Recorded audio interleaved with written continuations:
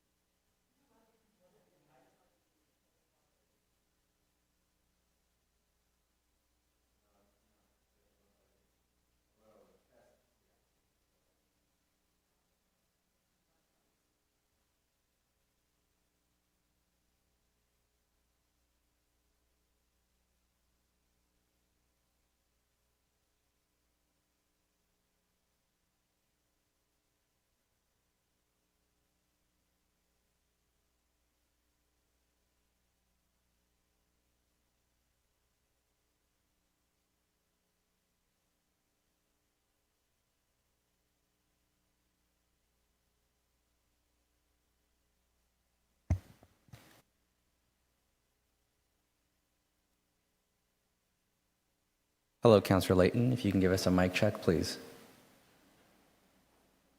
Mic check 1, 2. Thank you. We can hear you loud and clear.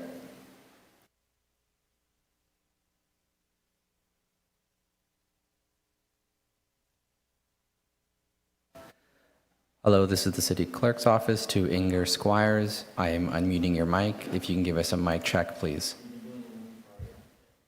Inger Squires here. Thank you. Can you say a few more words, please? Sure. I'm here for 2494 Danforth. Thank you. We can hear you loud and clear. We'll leave you on mute until your name and item are called.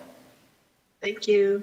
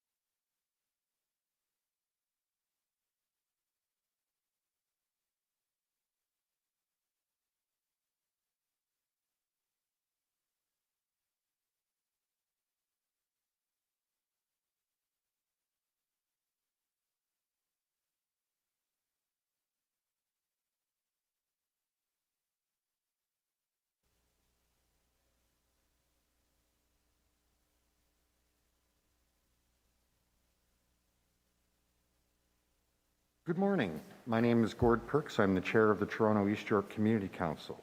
The clerk has confirmed that we have quorum, so I'd like to now call meeting 27 to order. Welcome, everyone. Today's meeting is being held with members of council participating both in person and by video conference. City staff are also connected to the meeting by video conference. As City Hall remains closed to the public continue to participate electronically and can watch the meeting streaming live on YouTube at youtube.com/Toronto City Council Live. I ask everybody to be patient with any delays and technical issues. The clerk staff have connected all registered speakers to the meeting by audio.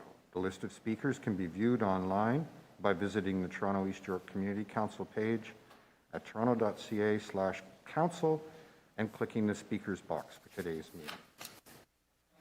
Clerk's IT staff will also be available to assist members with their devices. I would like to remind staff to keep their microphones muted and their videos turned off unless they need to answer questions or speak to the committee. This will make it easier for me as chair and those watching on YouTube to observe members as they participate in the debate and vote on items. For those members who are joining us remotely, please keep your microphones muted unless you wish to question staff or speak to an item, and ensure that your video is turned on. As part of each agenda item, I will ask members to raise their hand or unmute their microphone if they wish to speak or question staff. I will then create a speakers list and will call on members when it is their turn to speak. When voting on an item or motion, I ask that members ensure that they turn on their video and raise their hand to indicate their vote.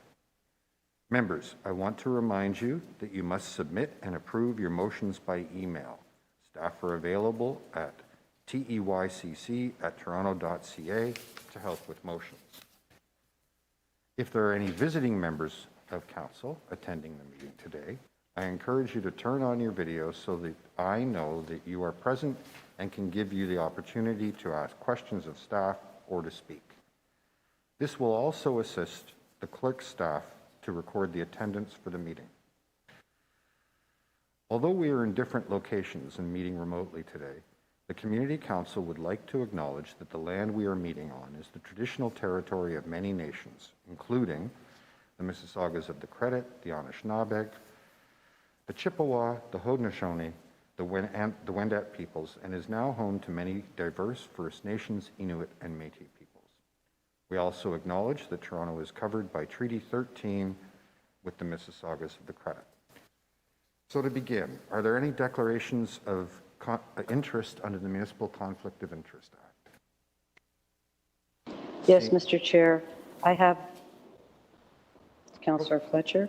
Yep. I have interest on one of Councillor Bradford's many speed humps. I believe it's 78. It's the speed humps on Beaumont Road, which is right in front of my house. Okay. Thank you. Thank you. Any others? I'll fill out the paperwork when I can. Could you just briefly state the reason?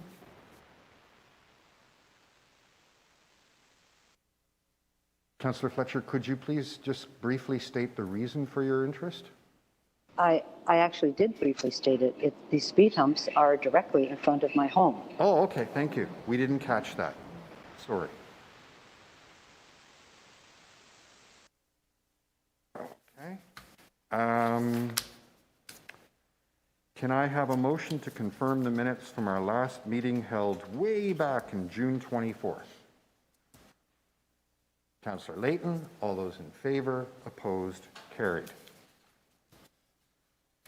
Okay, members, we have an even 100 items on our agenda today, and we're going to start our rundown on item TE 27.16. Give you a moment to find a place in your agenda. That is changes to Business Improvement Area Boards of Management.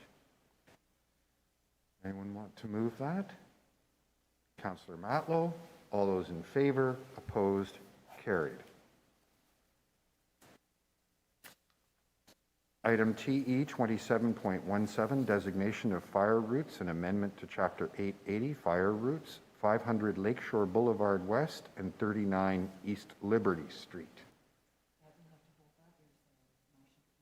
Oh, I believe we have to hold that because we're expecting a motion. No, Oh, are you sure? My apologies. no. I have some direction from Councillor Cressy's office. perfect. Over to you, Councillor Layton. I'm prepared to, on behalf of the local councillor, move the staff recommendations. Councillor Layton, the clerks tell me that they had received a motion from Councillor Cressy's office, so why don't we hold that one? Okay. Okay. Item TE 27.18, Bremner Boulevard, Flyover Canada Public Art Plan. Councillor Layton, do you have this one? On behalf of the local councillor, I'll move the staff recommendations. Okay, all those in favor, opposed, carried.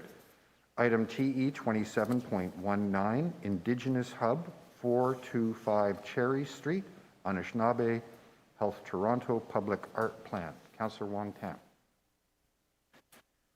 Thank you very much, Chair, and good morning, everyone. I'd like to move the staff recommendations. This is the public art plan for the long-awaited Anishinaabe Health's new home in the West Don Lands, and this will be a spectacular architectural feature. But I think it's also going to prominently display Indigenous placemaking for our city, and we couldn't be prouder. So thank you. Thank you. All those in favor? Opposed? That carries. Item TE 27.20, 1500 through 1536 St. Clair Avenue West, and 20 through 36 Caledonia Road, official plan amendment and zoning amendment application, preliminary report. Councillor Bailao. Thank you, Mr. Speaker. Approve staff recommendations with the expanded notice area.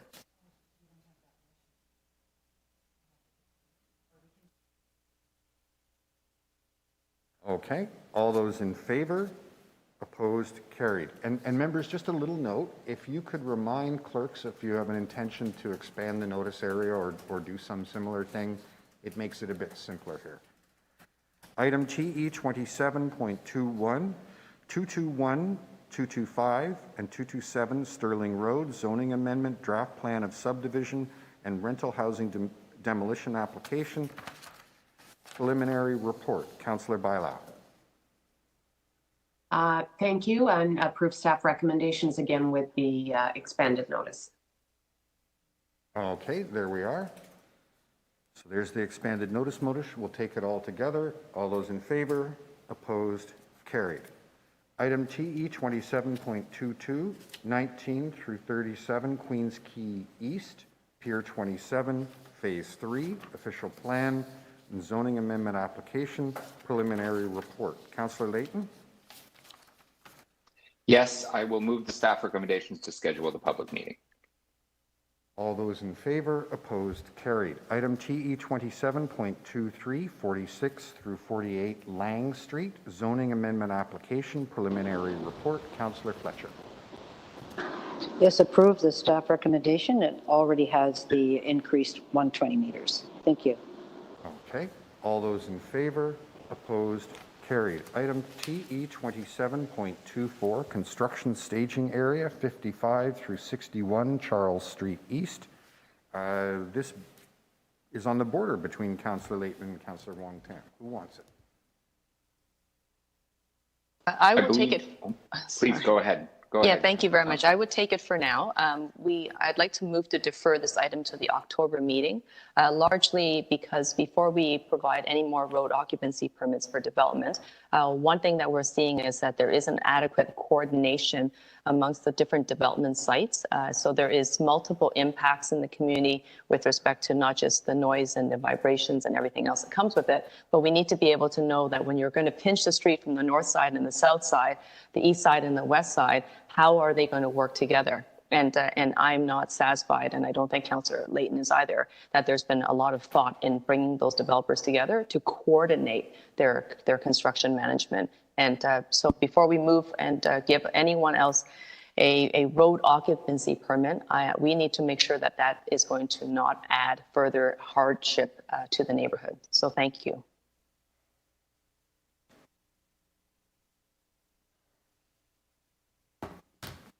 Okay.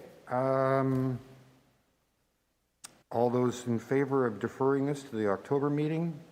Opposed? That carries.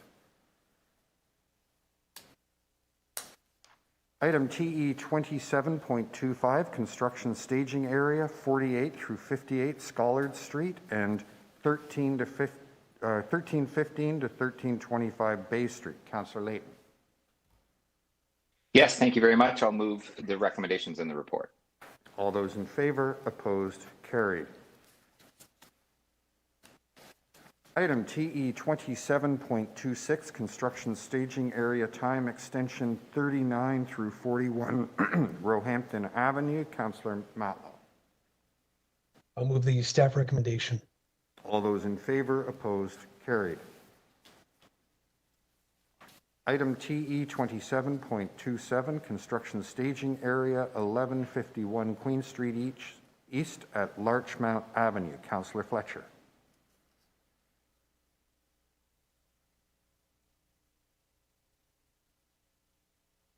I'm afraid, Councillor Fletcher, I can't hear you. Chair, move the recommendation, staff recommendation for this Larchmont site, and to thank the Community Liaison Committee, the developer, and the staff for coming up with a really innovative way to manage the traffic at this site. Thank you. Thank you. All those in favor? Opposed? Carried. Item TE 27.28, Portland's flood protection, Don Roadway construction staging area. Councillor Fletcher.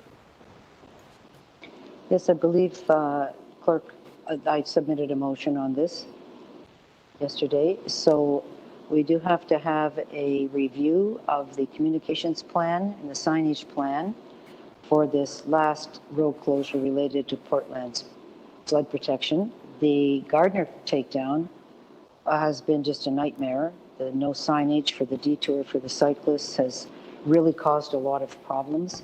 It wasn't ready. I'm very disappointed. It'll be at INE next week, so I want to make sure that ahead of time we're able to review all of these things. Thank you so much. Okay, we'll take the item and the amendment as a package. All those in favor? Opposed? Carried. Item TE 27.29, accessible parking spaces, September 2021, delegated. Councillor Matlow. Mr. Chair. So moved. Thank you. I just have a minor amendment to withdraw the request on Alcorn, given that the applicant has notified us that that's her intention. Okay, so we'll take Councillor Matlow's amendment. All those in favor? Opposed? Carried. The item is amended. All those in favor? Opposed? Carried. Item TE 27.30, commercial loading zone, Collier Street. Councillor Layton. Thank you very much. I'll move the recommendations in the report. Okay. All those in favor? Opposed? Carried. Item TE 27.31, vehicle width restrictions, Vassos Lane. Councillor Fletcher. Yes, I'm going to move the staff recommendation, Chair. All those in favor? Opposed? Carried. Item TE 27.32, parking amendments, Morrison Street. Councillor Layton. Yes, thank you very much, Mr. Chair. Whoa. Sorry. I'll move on behalf of the local councillor, I'll move the recommendations in the report. Okay. All those in favor? Opposed? Carried. Item TE 27.33, road alteration and parking amendments, Spadina Road. Councillor Matlow. I move the recommendations. All those in favor? Opposed? Carried. 1 second, please.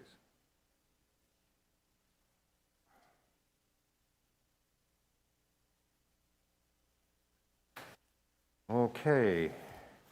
Item TE 27.34, parking amendments, Thelma Avenue. Councillor Matlow. I move the recommendations. All those in favor? Opposed? Carried. Councillor Matlow, I don't know if it's just your nature, but your voice is very soft today. If you could get a little closer to your microphone, I would hear you better. Item TE 27.35, parking amendments Bay Street. Councillor Wong Tam. Thank you. I'd like to move the staff recommendations. All those in favor, opposed, carried. Item TE 27.36, parking amendments Sackville Street and Amelia Street. Councillor Wong Tam. Mr. Chair, there are speakers on this item. I'm very sorry. Ellen, I'm going to suggest that we allow the speakers. There's only a couple of them. Okay, very good. We'll do it that way. Thank you. Sorry, to do that now? No, Oh, thank prefer you. not to. I'd like to get through the rundown first. Item TE 27.38, 37, parking amendments Westwood Avenue. Councillor Fletcher. Now, I don't know, Ellen, if you have a motion to defer indefinitely there, but that's what I'm going to do on this thorny one. Councillor, if that's your intention, we can prepare that motion. So, That would be great, thank you. okay. Yeah, thank you. Yes. Okay, so there's a motion to defer this item indefinitely. All those in favor, opposed, carried. Okay. We have a deputant on item 38.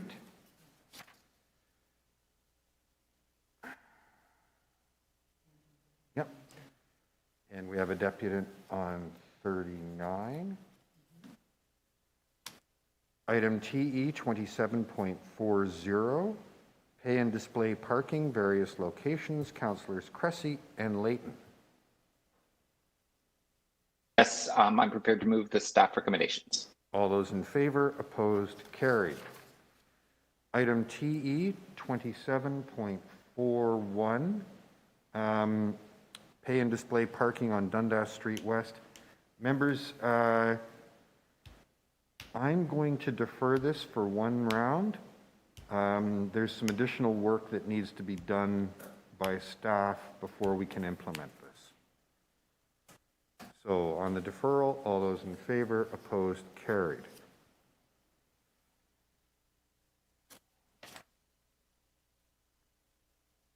Item TE 27.42, extension of permit parking hours, Hewitt Avenue.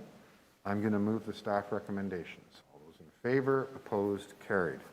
Item TE 27.43, reduction of permit parking hours, Day Avenue. Councillor Bailao. Move recommendations, Mr. Chair. All those in favor, opposed, carried. Item TE 27.44, realignment of permit parking area 2 to exclude the development at 181 Sterling Road. Councillor Bailao. Move recommendations. All those in favor, opposed, carried. Item TE 27.45, realignment of permit parking area 6D to exclude the development located at 203 College Street. Councillor Layton. Yes, thank you very much. I'll move the recommendation. All those in favor, opposed, carried. Item TE 27.46, realignment of permit parking area 5D to exclude the development located at 374 through 388 DuPont Street. Councillor Layton. Yes, I'll move the recommendations. All those in favor, opposed, carried. Item TE 27.47, realignment of permit parking area 8B to exclude the development located at 17 Boothroyd Avenue. Councillor Fletcher. Defer 1 month. Motion to defer this until the next meeting. All those in favor, opposed, carried. Item TE 27.48, stop control and parking amendments, Old Forest Hill Road, Vesta Drive, Dewborn Avenue. Councillor Matlow. Are there no deputations on this? I have no deputants listed, Councillor Matlow. Okay, no, I expected that there might, but if not, I'm going to move the staff recommendation, but also with an amendment to do a third-party review of the reconfiguration. I'll just explain this very briefly to my colleagues. I have never experienced a Vision Zero project more contentious than this one. My predecessor made a request for the Transportation Services staff to review this intersection. It's a 5-point intersection. And they did the review and they decided that it needed a Vision Zero treatment to it. They went ahead and began the reconfiguration several years later, and it was just concluded this summer. This isn't a matter of one resident or two residents or three residents expressing concerns about their perception of how successful this has been or how safe or unsafe it is. We have over 30, 40 or more residents who have expressed significant concerns and a lack of confidence in the project. So I've had conversations with staff and emergency services, and we all agree that an objective third-party peer review would be helpful. If this was a good project, that will come out.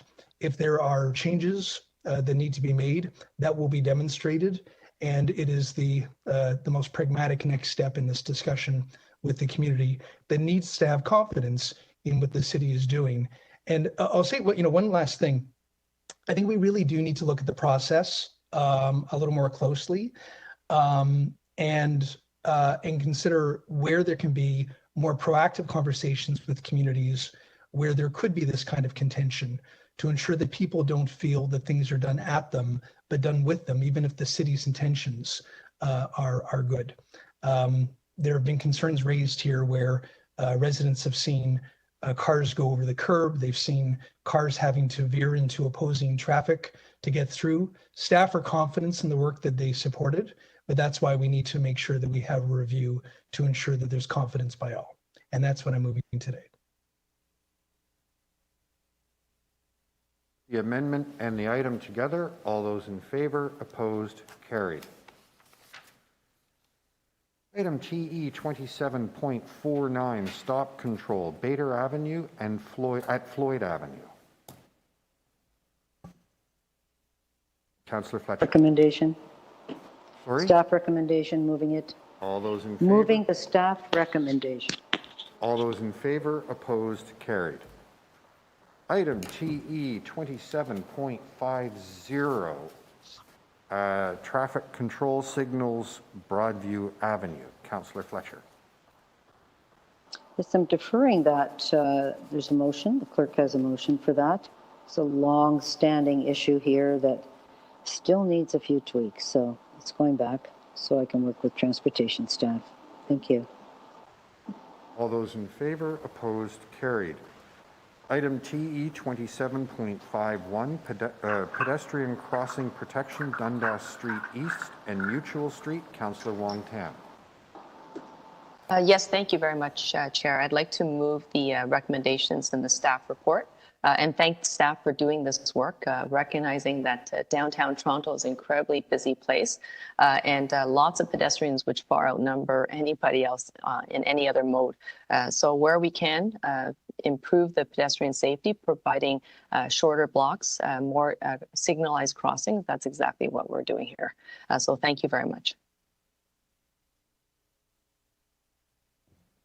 Okay, all those in favor, opposed, carried. Item TE 27.52, traffic calming, speed humps, Linsmore Crescent.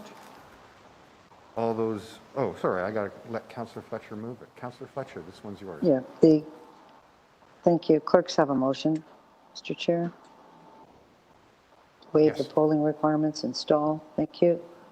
Moving that. Okay, so on Councillor Fletcher's motion, all those in favor, opposed, carried. Item TE 25.53, speed humps, Springdale Boulevard. Councillor Fletcher. Same thing, Chair. Have a motion, waive the polling requirements and install. Thank you. Okay, on Councillor Fletcher's motion, all those in favor, opposed, carried. Item TE 27.54, appointments to the Eastview Neighborhood Community Center Board of Management. Councillor Fletcher. Thank you. I'd like to approve the appointment of this slate of interested citizens who are going to be on our AOC, our City Community Center. Thank you. All those in favor, opposed, carried. Item TE 27.55, speed hump installation on Brock Avenue. Councillor Bailao. Recommendations? All those in favor, opposed, carried. Item TE 27.56, speed hump installation on Hepburn Street. Councillor Bailao.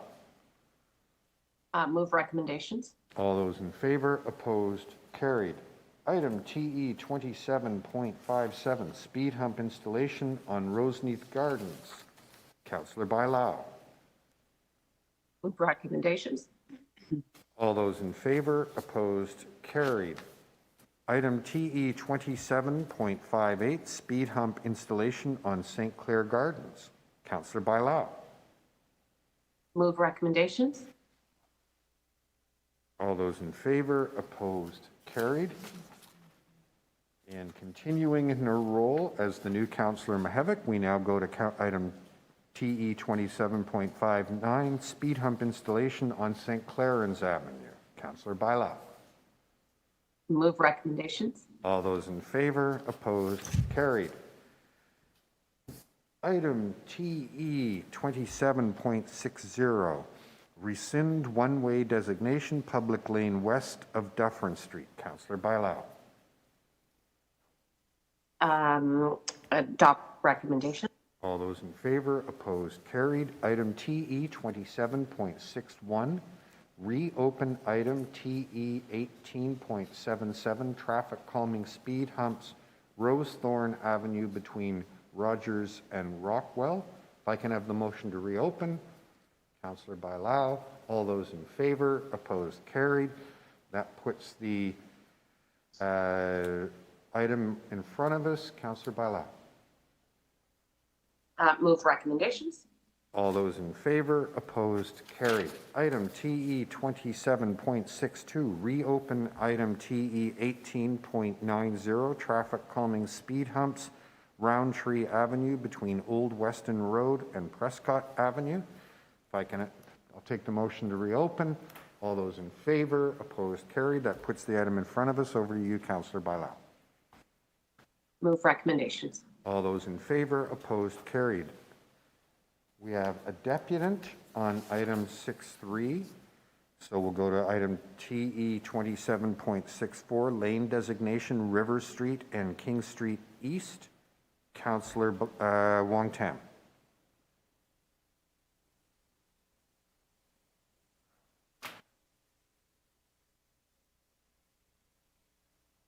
Councillor Wong Tam. Item 6. Thank you very much, Mr. Speaker. Yes, thank you very much, Chair. I was waiting for 6.3. Now you're on 6.4, correct? Yes. Okay, thank you. Sorry about that. I'd like to move the recommendations in the staff report and thank staff for their work. Okay, all those in favor, opposed, carried. One moment, I have to check something. Okay.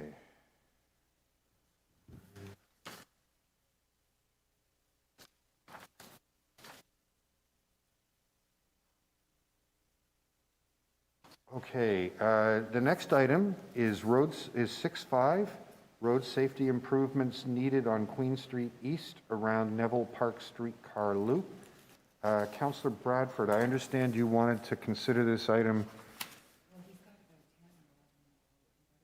Yeah, thanks, Mr. Chair. If it's possible, send an email into clerks. I apologize if you're still working through that, clerks, but I'd like to move TE 27.65 to TE 27.84 as a package of road safety improvements across a number of different streets, just so we don't have to read them all out.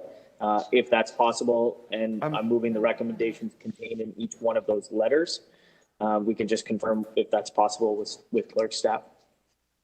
Councillor Bradford, the clerks do recommend that we take each item separately. We'll get through them quickly, I promise you. Okay? Okay. No problem. So why don't we take let's roads fire away. 6.5 first? What would you like to do with 6.5? I'd like to move the recommendations in my letter, please. All those in favor, opposed, carried. Item TE 27.66, all-way stop at the intersection of Williamson Road and Hambly. I'd like to move the recommendations in my letter, please. All those in favor, opposed, carried. Item TE 27.67, speed hump installation on Bastido Avenue from Danforth to Hanson Street. Councillor Bradford. I'd like to move the recommendations in my letter, please. All those in favor, opposed, carried. Item TE 27.68, speed hump installation on Binswood Avenue from O'Connor Drive to Coburn Avenue. Councillor Bradford. I'd like to move the recommendations in my letter, please. All those in favor, opposed, carried. Item TE 27.69, speed hump installation on Cambrai Avenue from Westlake Avenue to Chisholm Avenue. All those in favor. Oh, sorry, Councillor Bradford. What would you like to do? I'd like to move the recommendations in the letter. All those in favor, opposed, carried. And there we go. Okay, item TE 27.70, speed hump installation on Castles Avenue from Devon Road to Gulfview Avenue. Councillor Bradford. I'd like to move the recommendations in my letter.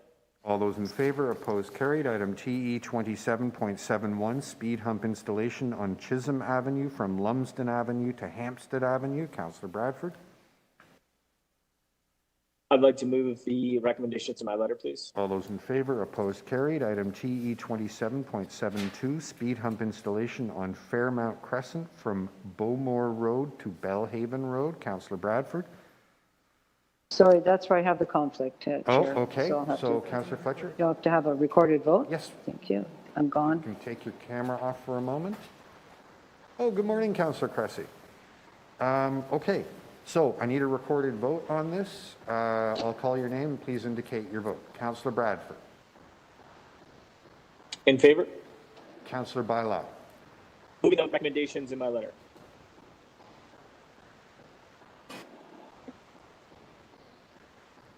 Sorry, Councillor Bailao, I did not hear you. Favor? Okay, Councillor Cressy. In favor. Councillor Wong Tam. In favor. Councillor Matlow. In favor. Councillor Layton. In favor. Okay, and in the chair, I'm in favor as well. Okay, so that disposes of that item. Councillor Fletcher, you can rejoin us now. Yeah. And I just want to note, that means that for the first time since the summer break, the gang's all here. Nice to see all of you. Okay, item TE 27.73, speed hump installation on First Brook Road from Burgess Avenue to Corley Avenue. Councillor Bradford. I'd like to move the recommendations in my letter. All those in favor, opposed, carried. Item TE 27.74, speed hump installation on Glenmount Park Road from Gerrard Street East to Burgess Avenue. Councillor Bradford. I'd like to move the recommendations in my letter, please.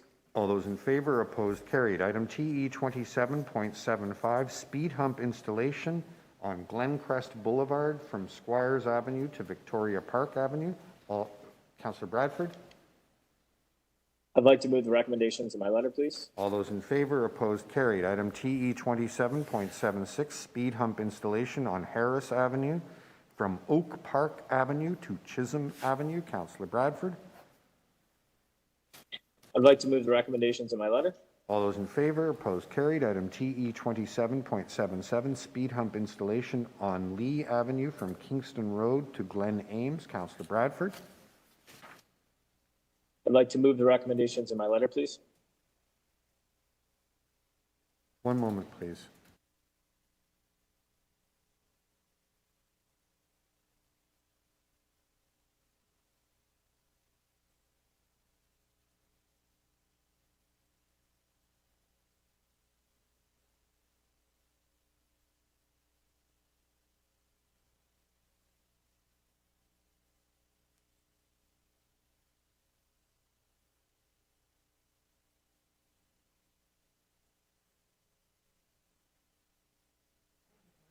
Councillor Fletcher, At the beginning of the meeting, when we did declarations of interest. Yes, You declared that your interest was on this item, I got the 78. wrong number. You got the wrong Yeah, number? Okay. mistake. So Yeah, you my acted- interest has been met. Thank you. Okay.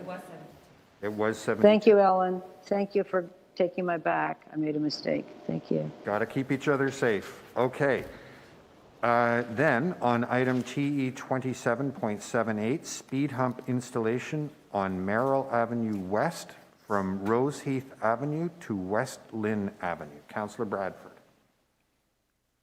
Just like to move the recommendations in my letter, please.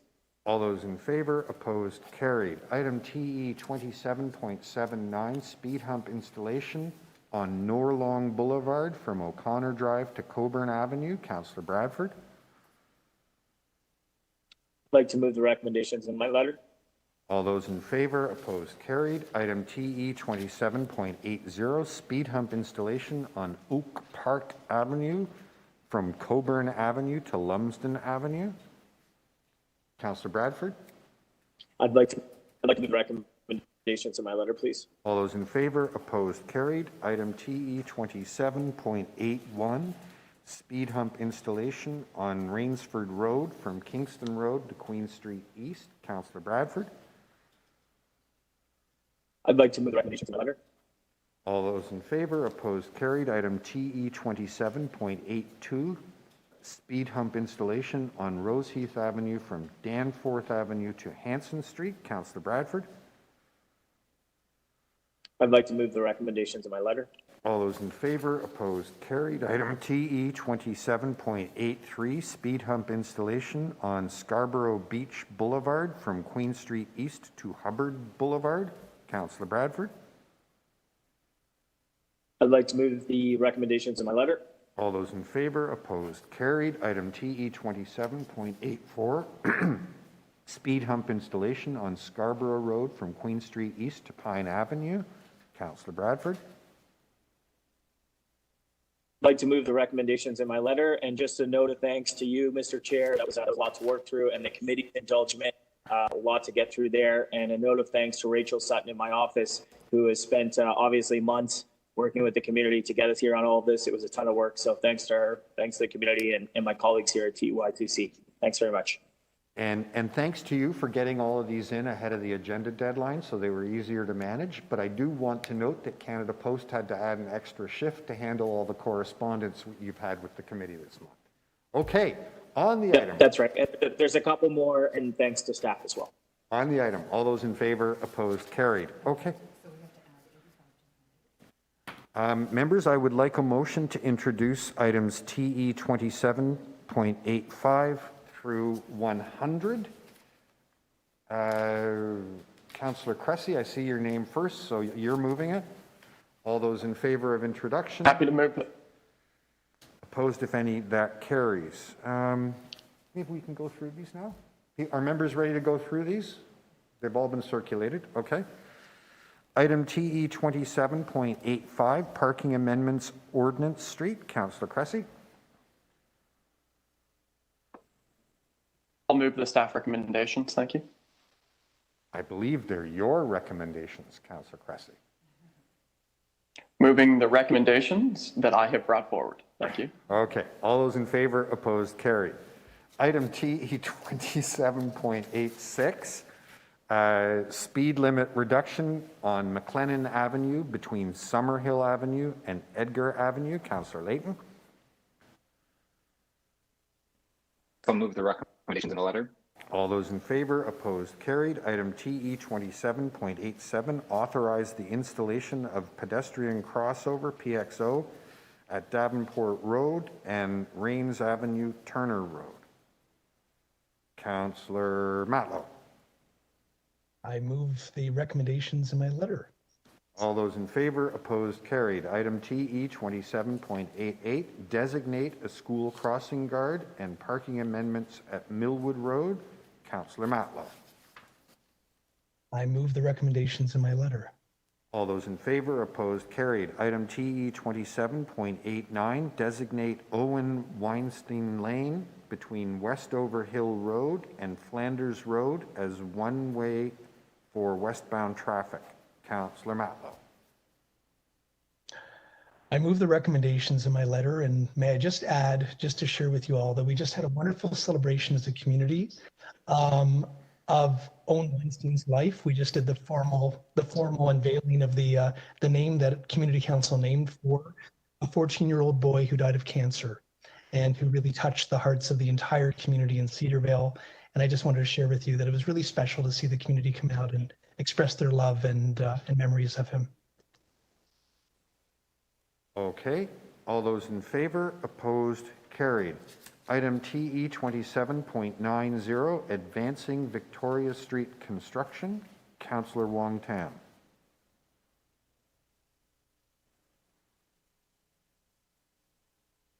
Councillor Wong Tam, yeah. Sorry, Mr. Chair, I'm just having some screen problems on another device. Can you just come back to me at the end of the agenda review? Okay, so we'll hold 90 for a minute.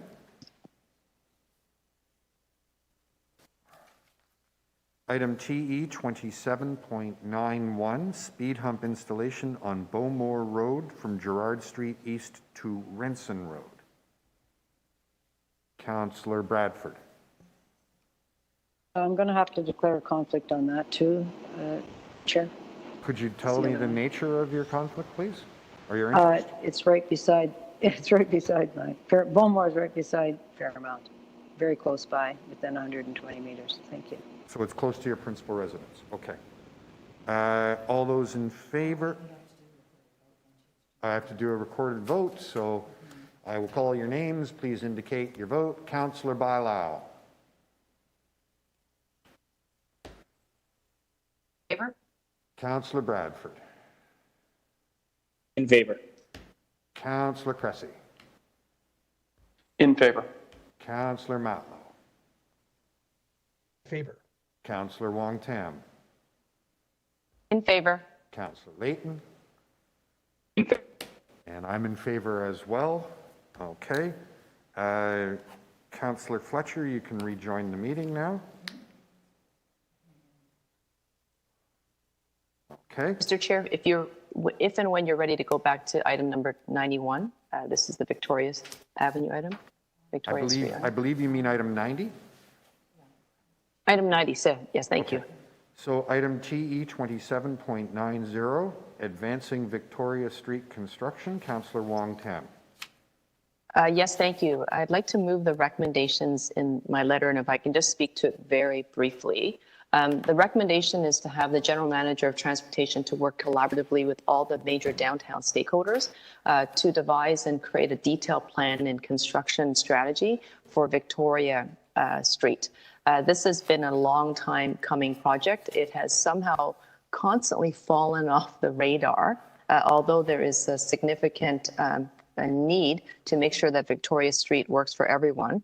Everyone, I'm saying that the people who use St. Michael's Hospitals, those who are coming in for the new Massey Hall, which is about to launch and reopen to much acclaim. There's the theaters that are owned by the Mervish family, as well as the fact that we are just steps away from Canada's largest and busiest intersection. The street is in real poor state of repair. And for the number of years that the BIA has been trying to advance this program and to get staff to support the coordination of the construction, it has tragically always been deprioritized from what I can tell. We can't seem to find a staff champion to help us make this work. And I want to say that we have a large number of utility and infrastructure interests there, and the only group that can coordinate this work well will have to be the city. TTC can't coordinate construction on Victoria Street, neither can the utilities or any of the telecoms company, and we have strategies and plans to make downtown better, but I can't do it. I cannot do it, and the BIA cannot do it alone unless we have a staff champion. So this is my plea. And another effort, but this time much more publicly. Oftentimes I will invite people to a private meeting and saying, how can we work together? But now I'm putting it out there publicly for everyone to see, is that if we don't get a strategy coming out of this recommendation, then, the directions from community council and council were ignored. So hopefully this is going to get someone's attention, and hopefully we will be able to see this work advance collaboratively, constructively, and in a timely and efficient management effort for everyone involved. Thank you.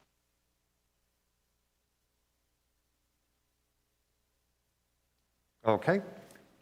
So on the recommendations in Councillor Wong-Tam's letter on item 90, all those in favor, opposed, carried. Item TE 27.92, speed hump installation on Drayton Avenue from Danforth Avenue to Terminus. Councillor Bradford. To move the recommendations in. All those in favor, opposed, carried. Item TE 27.93, speed hump installation on Kingsmount Park Road from Gerrard Street East to Wildwood Crescent. Councillor Bradford. Move the recommendations in my letter. All those in favor, opposed, carried. Okay. Item TE 27.94, speed hump installation on Nursewood Road from Queen Street East to South End. Councillor Bradford. Like to move the recommendations in my letter. All those in favor, opposed, carried. Item TE 27.95, speed hump installation on West Lynn Avenue from Danforth Avenue to the end of West Lynn Avenue. Councillor Bradford. This is the last one. I'd like to move the recommendations in my letter, and again, big thanks to Transportation Services and our city clerks for all of the work that's involved to make this happen. Yes, well done all around. All those in favor, opposed, carried. I may want to note something in the minutes. I think this is some kind of a record. Item TE 27.96, zoning bylaw amendment study, Janet Road, Patton Street, Lansdowne Avenue, Wade Avenue. Councillor Bailao. Recommendations in the letter, please. All those in favor, opposed, carried. Item TE 27.97, Councillor Fletcher's favorite topic, Ontario Line traffic impacts north section. Councillor Fletcher. Yes, it is my favorite topic. This is to do with the part of the Ontario Line that's going to meet the Don Valley and somehow build a new bridge, etc. And these folks live at this area, and they certainly need to start looking at what the construction impact is going to be. So this is a request to get our sleeves rolled up early. Thank you. Okay. All those in favor, opposed, carried. Item TE 27.98, Broadview Avenue and Torrens Avenue, creating a safer intersection. Councillor Fletcher. Thank you. This is Councillor Bradford and I have a letter that's associated with this item. A young man was hit, a young child hit in this crosswalk. There's been a couple of times someone has been struck in this particular crosswalk. So we're looking for a review as to should it be replaced, what should happen, how can it be safer. Thank you. All those in favor, opposed, carried. Item TE 27.99, options for the truncated section of Gerrard Street east of Carlaw Avenue. Councillor Fletcher. Thank you. We have two Gerrard Street East at this location, one that goes straight through and one that's the old historic one. Unfortunately, large semis are driving onto the old one and onto small residential streets. So we have to get this sorted out, and this will help us. Thank you very much for your support, colleagues. Okay, all those in favor, opposed, carried. Item TE 27.100, Queen Street East and Carroll Street East, pedestrian safety. Councillor Fletcher. Thank you. I'm happy to hit the 100 with this, Chair. And it is a request to look at the safe crossing. This is a very intense area of development in Riverside, immediately across the bridge from the West Don Lands. And it is getting onto the Don Valley from here. 1,300 units have just been built. It's a very aggressive building. So we do need to look at and there have been many accidents here. We've checked that. So we need to figure out with growing population in this very small quadrant, how we're going to have people move safely across the street. Thank you. Okay. All those in favor, opposed, carried. And yes, members, as Councillor Fletcher noted, congratulations on getting into triple digits.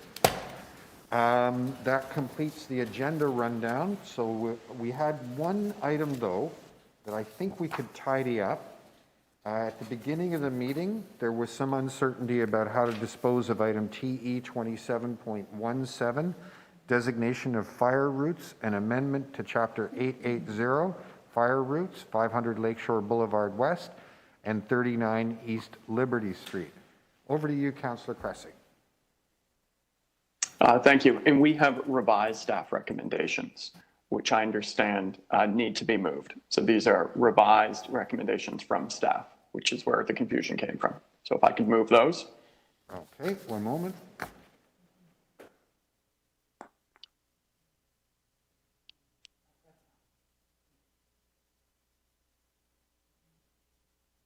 Okay. All those in favor of adopting the revised recommendations? Opposed, if any? That carries. Okay.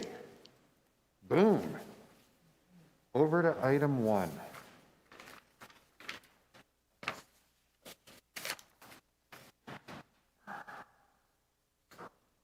Okay. Item 1. Naming of a private walkway adjacent to the Wellesley subway station. Councillor Wong Tam.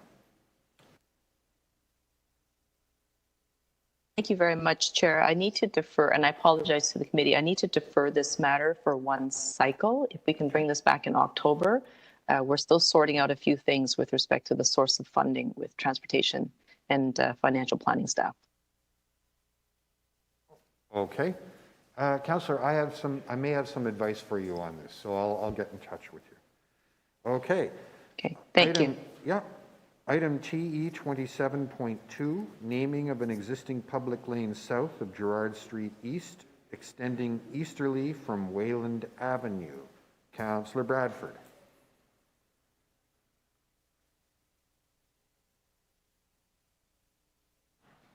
I'd like to adopt the staff recommendations, please. Okay, on the revised recommendations from staff? I saw them go by, yeah. Councillor Bradford, it was the revised recommendations you wanted? Yes. Okay, very good. All those in favor, opposed, carried. Item TE 27.3, naming of an existing public lane north of Queen Street East, extending between Winneva Avenue and Hammersmith Avenue. Councillor Bradford.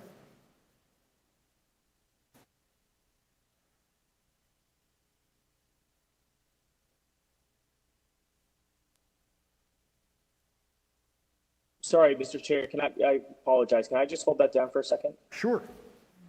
Hold that in your name. Thanks.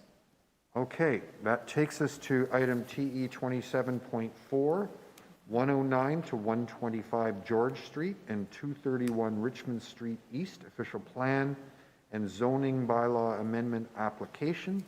We have two deputants registered on this item. First is Robert Cooper. Robert, are you with us? Yes, I am. Good morning, Robert. So you'll have 5 minutes to address the committee. You can start whenever you're ready. Okay, thank you, Chairman Perks, and good morning to you. Good morning, Community Council members, city staff, and attendees. As mentioned, my name is Robert Cooper. I am president of the Altair Group of Companies, and I'm very pleased to be here, albeit remotely, representing Altair and Diamond Corp for Richmond George Limited on this mixed-use proposal in front of you today for 109, 125 George Street and 231 Richmond Street East. I would like to start by thanking city planning staff, specifically David Sitt, Kevin Friedrich, Henry Tang, and Kristen Flood. We've met numerous times over the past year and a half as we worked through many iterations of the design to finally get to where we are today. As well, I would like to thank Councillor Wong Tam and her staff for helping us work through the issues as we moved our application through the planning process.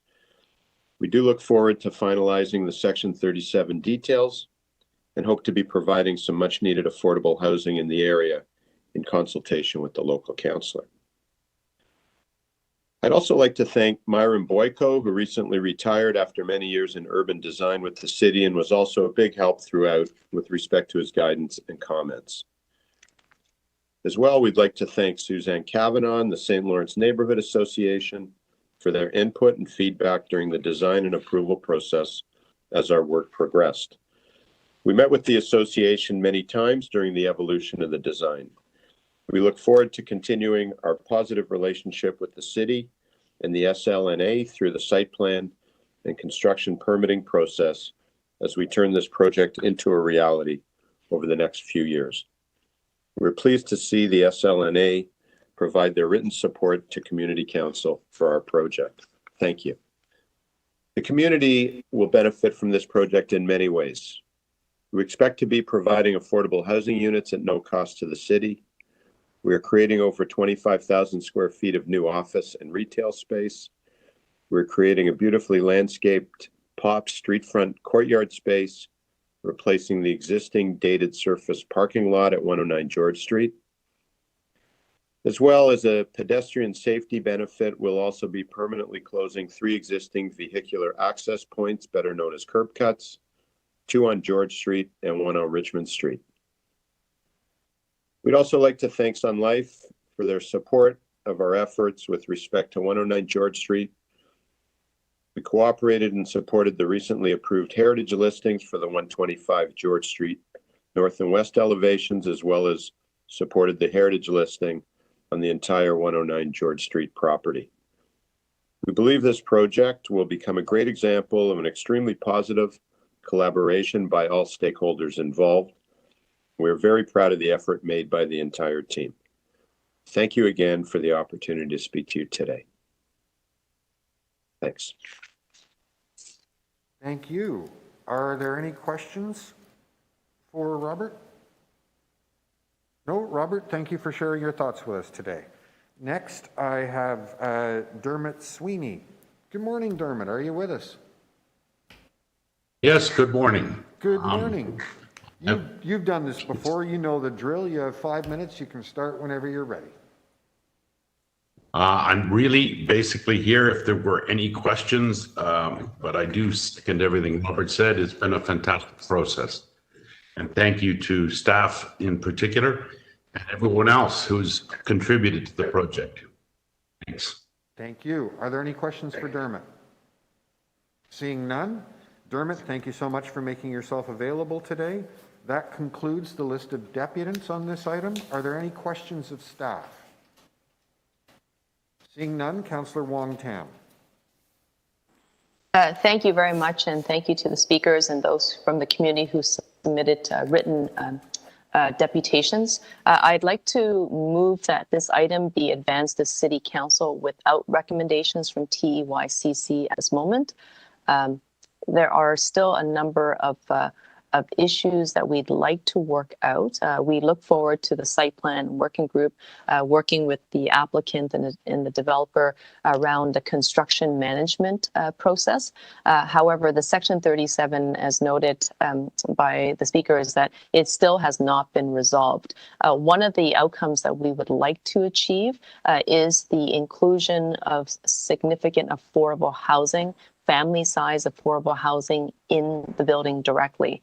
And I want to thank the applicant for being incredibly open and welcoming to the idea. I think that maybe I undersold it. They were enthusiastic, I should say. And we're now at the process of just determining what would be the quantum, how many units, the size of them, and whether or not it could be further unlocked, meaning that numbers of those units grow if we were to use the open doors initiatives that have been adopted by the city. Thank you. That is the recommendation. I appreciate that. So this is what we'd like to do, and I just want to highlight for the community members who are watching and taking interest in this. What you'll notice is that you have a positive staff report. So city planning staff and the divisions who are tasked with the review of the application has written their report and finalized it, and they're in support of the application, which means that they deem it to be satisfactory and meets the criteria what they would use to evaluate and constitute good planning. So I want to just highlight for the community that the important thing for us to now work towards, because we have a positive staff report, is to make sure that the very best outcome we can get is to ensure that we have good community benefits coming out of this, that we manage the construction and the impacts as carefully as possible. We are able to scrutinize further the site plan, which really speaks to the landscaping, the urban design component of the building, especially at grade where you feel it as a pedestrian. And I am very mindful that construction has big impacts. Certainly I live downtown, so I feel it every day. I look out my window, there's cranes everywhere. And I want to make sure that we get this right for you and your family in the area. So I do recognize that the St. Lawrence Neighborhood Association has written a letter of support. They have recognized that the applicant has met with the committee and their development review committee on a number of occasions. Number of suggestions and refinements have been made to the application. So I do also just want to acknowledge that the SLNA is on board with this application, but that doesn't mean that it's over yet. They will work with us and the local community to ensure further refinements are made and that we get the site plan review absolutely correct. So I just want to put that on the record for those who are listening and for those who have been watching this application. I know it's not necessarily welcomed by everyone in the community, but because we have a positive staff report, I'd like to at least acknowledge and thank staff for their hard work and review. These applications come in fast and furious, as we know, in the downtown core, across the city, Midtown, and of course, North York. This is where we constantly see intensification, and this is an area that's actually specifically slated for development, according to the official plan, as well as the growth plan by the province. So I just want to leave those comments there, and I will continue to work with city staff on the Section 37 refinement that goes to City Council. I'll look forward to the report that's going to be most likely jointly submitted by City Planning with input from the Housing Secretariat. And I'm very pleased to say that there will be affordable housing in this application. So to Councillor Bailão, Deputy Mayor Bailão, who's always a big champion, just letting you know we're doing it once again in Ward 13. So thank you. Thank you. On the motion to send it to council without recommendations, all those in favor, opposed, carried. Next, item TE 27.5, 2494 Danforth Avenue, zoning amendment application, final report. We have a deputant, Inger Squires. Inger, are you with us? I am here. Welcome. You have 5 minutes to address the committee. You can begin whenever you're ready. Thank you so much. Good morning, Mr. Chair and members of council. My name is Inger Squires. I'm an urban planner and senior associate at Urban Strategies, Inc. TAWS Realco has engaged our firm since 2016 to provide planning and design advice for the site at 2494 Danforth Avenue. The site is located just west of the intersection of Main and Danforth and is presently home to a Shoppers Drug Mart. The site has frontage on Danforth, Chisholm, and Harris Avenues. Today, you have a positive final staff report before you to approve zoning bylaw amendments to permit a 10-story, 146-unit retirement home, which offers a range of seniors care, including independent living, assisted living, and memory care, allowing seniors to age in place in this community. The project also includes a substantial indoor and outdoor amenity space for the retirement home residents and over 1,000 square meters of retail space along the Danforth frontage. In total, the project proposes 12,425 square meters of GFA. The plan includes landscape improvements around the site on all street frontages, geothermal heating, below-grade parking, and a protected internal drop-off area. On behalf of our entire consultant team and TAWS Realco, we wish to thank our senior planner, George Pentatsis, for his carriage of this file and for bringing us to the place we are today. We also want to thank Councillor Bradford for his involvement in bringing much needed seniors care, housing, and jobs to this area of Danforth. Thank you for your time and have a nice day. Thank you. Are there any questions for Inger? Seeing none, are there any questions of staff? No? Councillor Bradford, over to you. Thanks very much. I'd like to move the staff recommendations here contained in the report. Okay, all those in favor? Opposed? Carried. Item TE 27.6, 717 Church Street and 85 to 97 Collier Avenue, zoning amendment application, request for direction report. I have a deputant listed, John Potter. John, are you with us?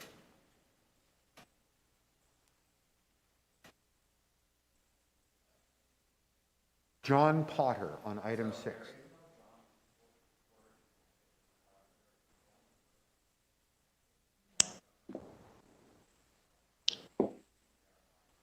Could you try that? Yeah?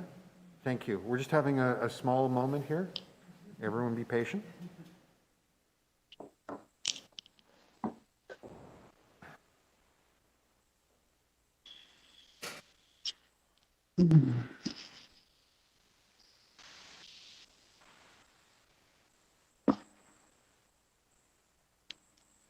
Hello, this is the City Clerk's office to call in user 416-816. I'm unmuting your phone line. Please identify yourself.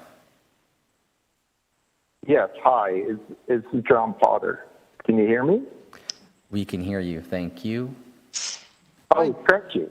So I just wanted to say thank you to the councilors and committee members for giving me a chance to speak. I am representing the Asquith Collier Association as president, and I just wanted to say that we are joining the city in opposing this development. We recognize as a community that the city's changing and that it's inevitable there will be some type of project built on this site. What we are opposing is the extraordinarily aggressive scheme that was submitted to the city as part of a zoning bylaw amendment application. So the community is in broad alignment with the preliminary report issued by the City of Toronto on this zoning bylaw amendment, and we are planning on standing with the city in opposition to the current application at the Ontario Land Tribunal if this project proceeds through that process. And we are hoping that you will support us and carry this project or this file forward to the OLT. So thank you very much for the opportunity to speak, and I look forward to hearing what the committee decides. Okay, are there any questions for John? Seeing none, are there questions for staff? No? Councillor Bradford, the floor is yours. Or sorry, Councillor Layton. Me, Councillor Layton. Yeah. Thank you very much. I'll move. Thank you to John for coming out and demonstrating support for the staff position.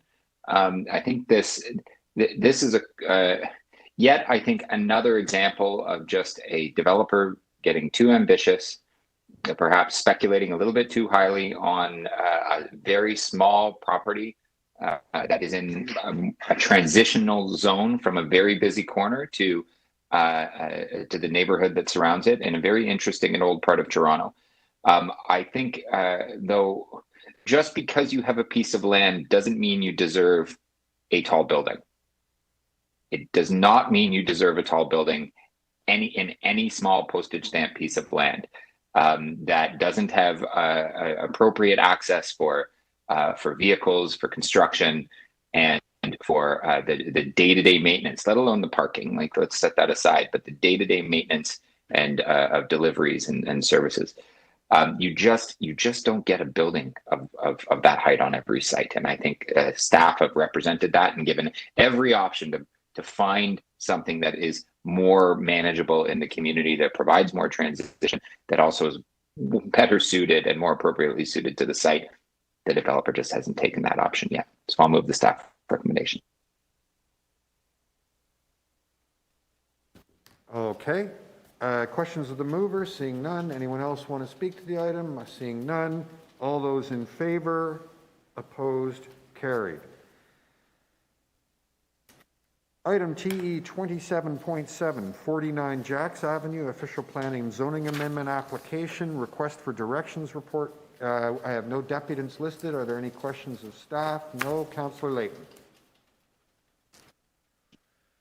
Thank you very much. I will move the staff recommendations. Okay, questions of the mover? No. Anyone else to speak? All those in favor, opposed, carried. Item TE 27.8, 510 to 528 Yonge Street and 7 Breadalbane Street, official plan amendment, zoning bylaw amendment, and rental housing demolition applications. Request for directions report. I have no deputants listed. Any questions of staff? Seeing none, Councillor Wong-Tam.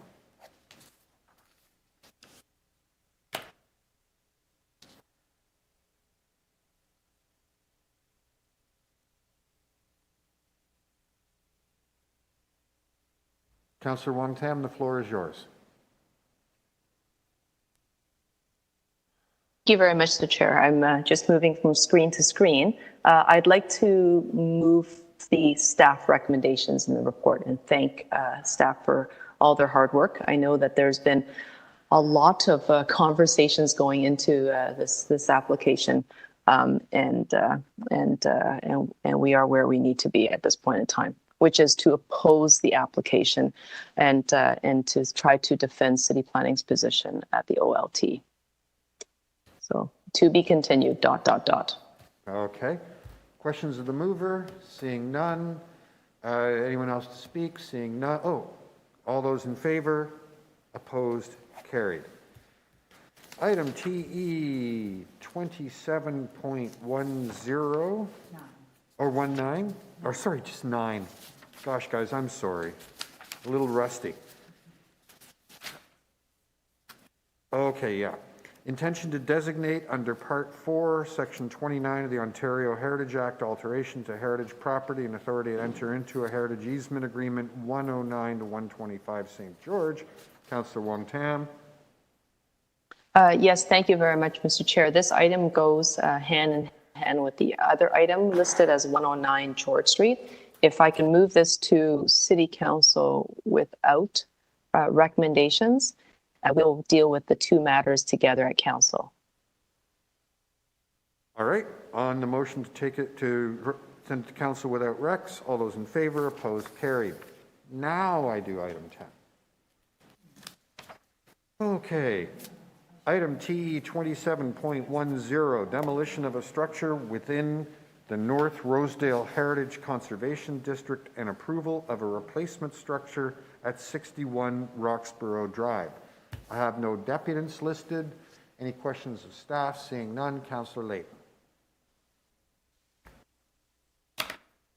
Thank you very much. I'll support the staff recommendations. All right. Questions of the mover? Seeing none. Anyone else to speak? No. All those in favor? Opposed? Carried. Item TE 27.11, non-residential residential demolition application, 72 Ashdale Avenue. There are no deputants. Any questions of staff? Okay. I understand there's some conversation about a motion taking place, so I'm going to hold this item for now.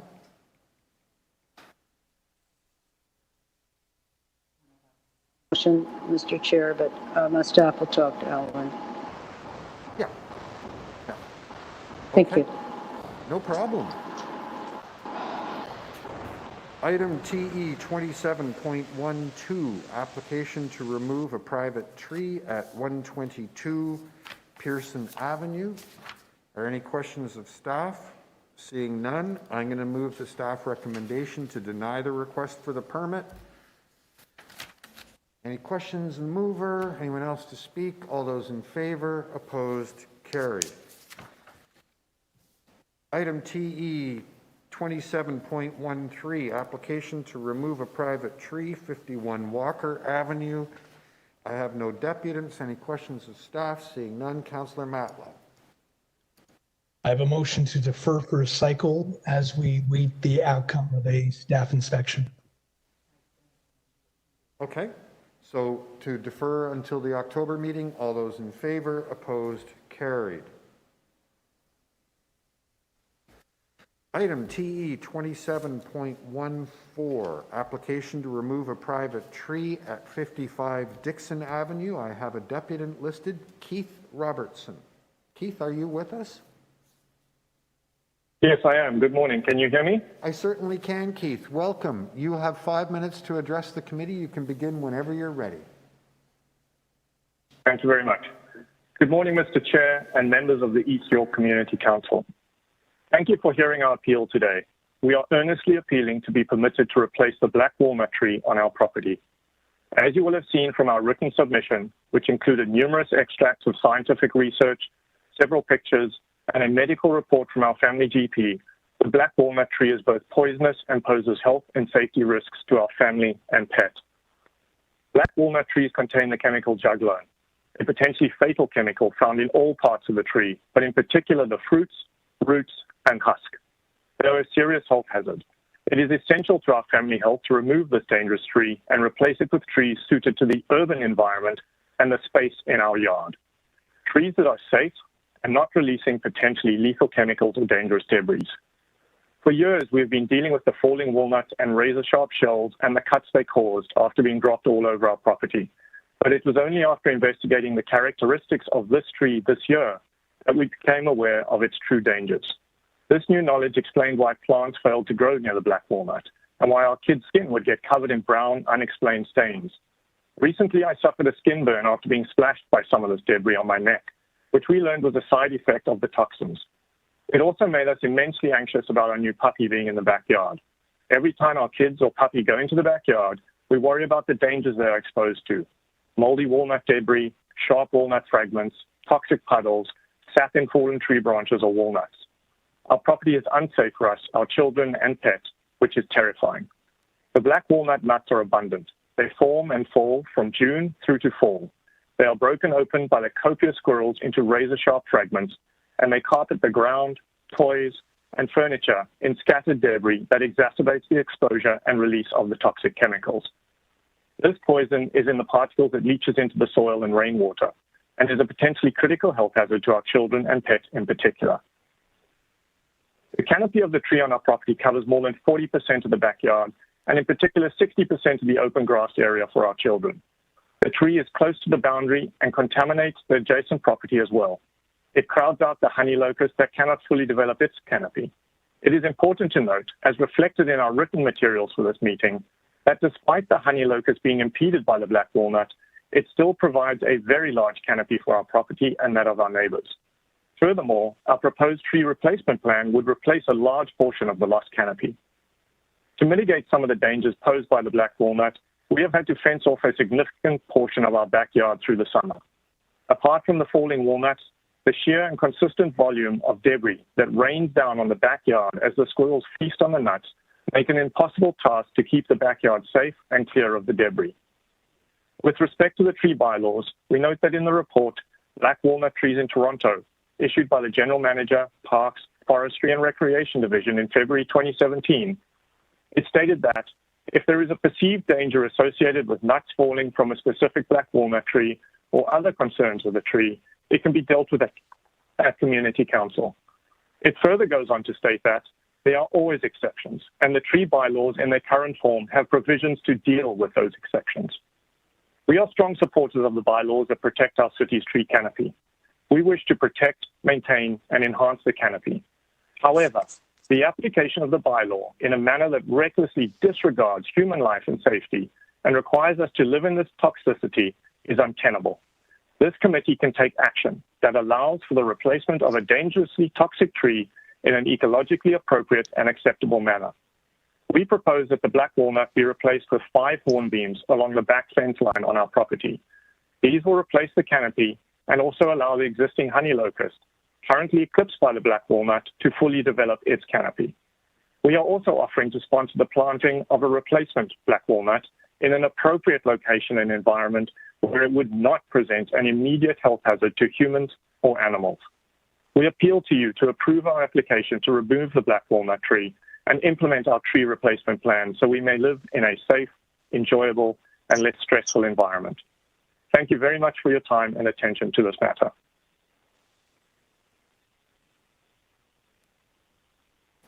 Thank you. Are there any questions for the deputant? No? Questions of staff? I have questions of staff. Yeah. Thanks very much, and I appreciate the deputation. So, staff, I've read the report here, and I'll just go to urban forestry here.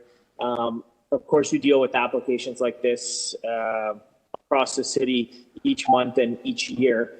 For residents going through this process, I think that for the first time, it can be and the decisions and the context in which they are made. And so, could you give us some background on the citywide policy with respect to our urban canopy? Sorry, Mr. Chairman, I couldn't hear the last bit where he was addressing the question. Can you tell me how many applications we receive for private tree removals each year and how many we approve? I don't have the exact number for that handy, but it is thousands, and we approve approximately, the last I saw a stat was about 92% of them. You approve 92% of the applications for removals? I don't think that's correct. It is, sir.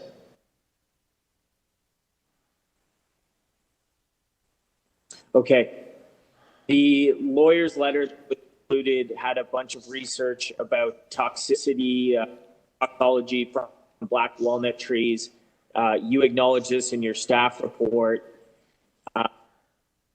Can you tell me how? But the city's view is the nuts are contained in shells, and so the toxins released from a black walnut tree are contained in a shell, and it's your view that that is less of a problem. Can you talk to me about how you make those decisions and how you factor in the toxicity from black walnuts into these decisions? Is that a factor that you consider? Yes, Mr. Chairman, we do take that into account. The social media certainly amplifies certain things. And if it's exciting, it gets amplified more, often not entirely accurately. Juglone is a toxin to plants, to certain things. There's actually a fair amount of work done on wood chip shavings and horses, because there's money in that research, I guess. There is minimal research with a lot of it, and what little bit is there is certainly amplified. Juglone's not a major toxin, and it isn't in such quantities that can cause. Most of the research has been done with pure juglone in large quantities, which is not a natural occurring event. It's typically in the soils. The soil bacteria break it down. It's not there in large quantities. It does exist in the husks of the, it does exist in the nuts of the, not in the nuts, in the husks of the black walnuts, and those do degrade as well. The research seems to show that it's a fungus that grows on the walnut husks that is actually much more toxic, certainly to dogs or to things that are chewing on them than the juglone, which is of lesser concern in that regard. There's been no reports of juglone poisoning of adults. The idea that it's a maintenance issue, you rake up your nuts much like you would shovel your driveway with snow. It's part of the environment. That's sort of the city's position on it. If there's specifics, if there's a particularly peculiar case, then that's up to council to make a decision. The applicant talked about, in your report, actually, it talks about exceptions to the bylaw and when staff would make an exception to the bylaw. When would you make an exception to the bylaw? Obviously, we get lots of applications to remove black walnuts. Most of the time, those are not approved. What are those exceptional circumstances? And when you're reviewing applications, how do you determine that? So the term exceptions is used to specifically in the bylaw to deal with trees that are an imminent hazard of falling, like the tree itself is a hazard of falling or causing damage to property or to people. In those cases, we exempt them from the bylaw, and we have a process for that. There is no process for exempting trees due to effects that are part and parcel of being a tree or being that tree. And the only remedy would be through community council. So why do you not view this as a exceptional circumstance? Is it because it's a healthy tree? Is it because these are the things that come with this type of tree, the issues that were outlined by the applicant? Yeah, this is, I mean, the jug loan impacts are typically, the biggest impact for jug loan is people trying to grow tomatoes under the trees, and that doesn't always work out so well. And that's commonly the biggest impact across the city. The impact of squirrels with nuts is spread across a whole lot of nut-bearing trees. The staining from the black walnut is part and parcel of black walnut as well. Indigenous peoples had made stains or colored fabrics and skins with the stains from black walnut. It's a natural compound akin to henna for staining skin. It's got a long history, but it's part and parcel of that tree. And those trees exist across the city in reasonable quantities. Okay, thanks very much. Mr. Chair, if there's no other questions, I would like to defer this for one cycle. I'd like to talk to staff a little bit more, and I would like to talk to the applicant a little bit more. All right, there's a motion to defer until October. All those in favor, opposed, carried. Item TE 27.15. Oh, okay. Folks, we've reached the point where the timed items are now timed for 1:30. So I'm going to jump past those.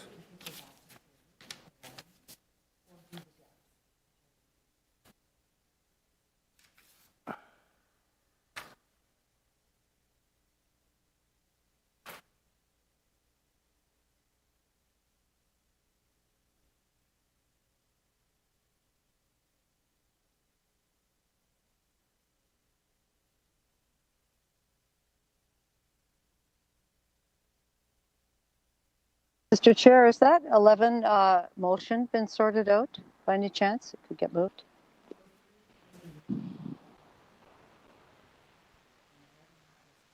Okay, well, Councillor Fletcher has indicated her ability to deal with item 11. So I believe so. And my staff have been working with Ellen. I'm just not sure if they've come to a conclusion. Ellen's good here. So item TE 27.11, non-residential residential demolition application 72 Ashdale Avenue. Councillor Fletcher, the floor is yours. There is a motion. I thank Ellen for all the help. And there it is there, referring to the Housing Secretariat. There was a co-op that ran into an issue after a fire with a non-co-op neighbor, and I think that they could use help from our professionals in these circumstances. So thank you very much to Buildings, and I look forward to this. Okay. Questions of the movers? Seeing none. Anyone else to speak? No. On Councillor Fletcher's motion, all those in favor, opposed, carried. Councillor Bradford, are we prepared to deal with item 3? We certainly are. Great idea. Okay. I'm happy to just move the recommendation. Yeah. Okay, so on item... Staff recommendations in the report.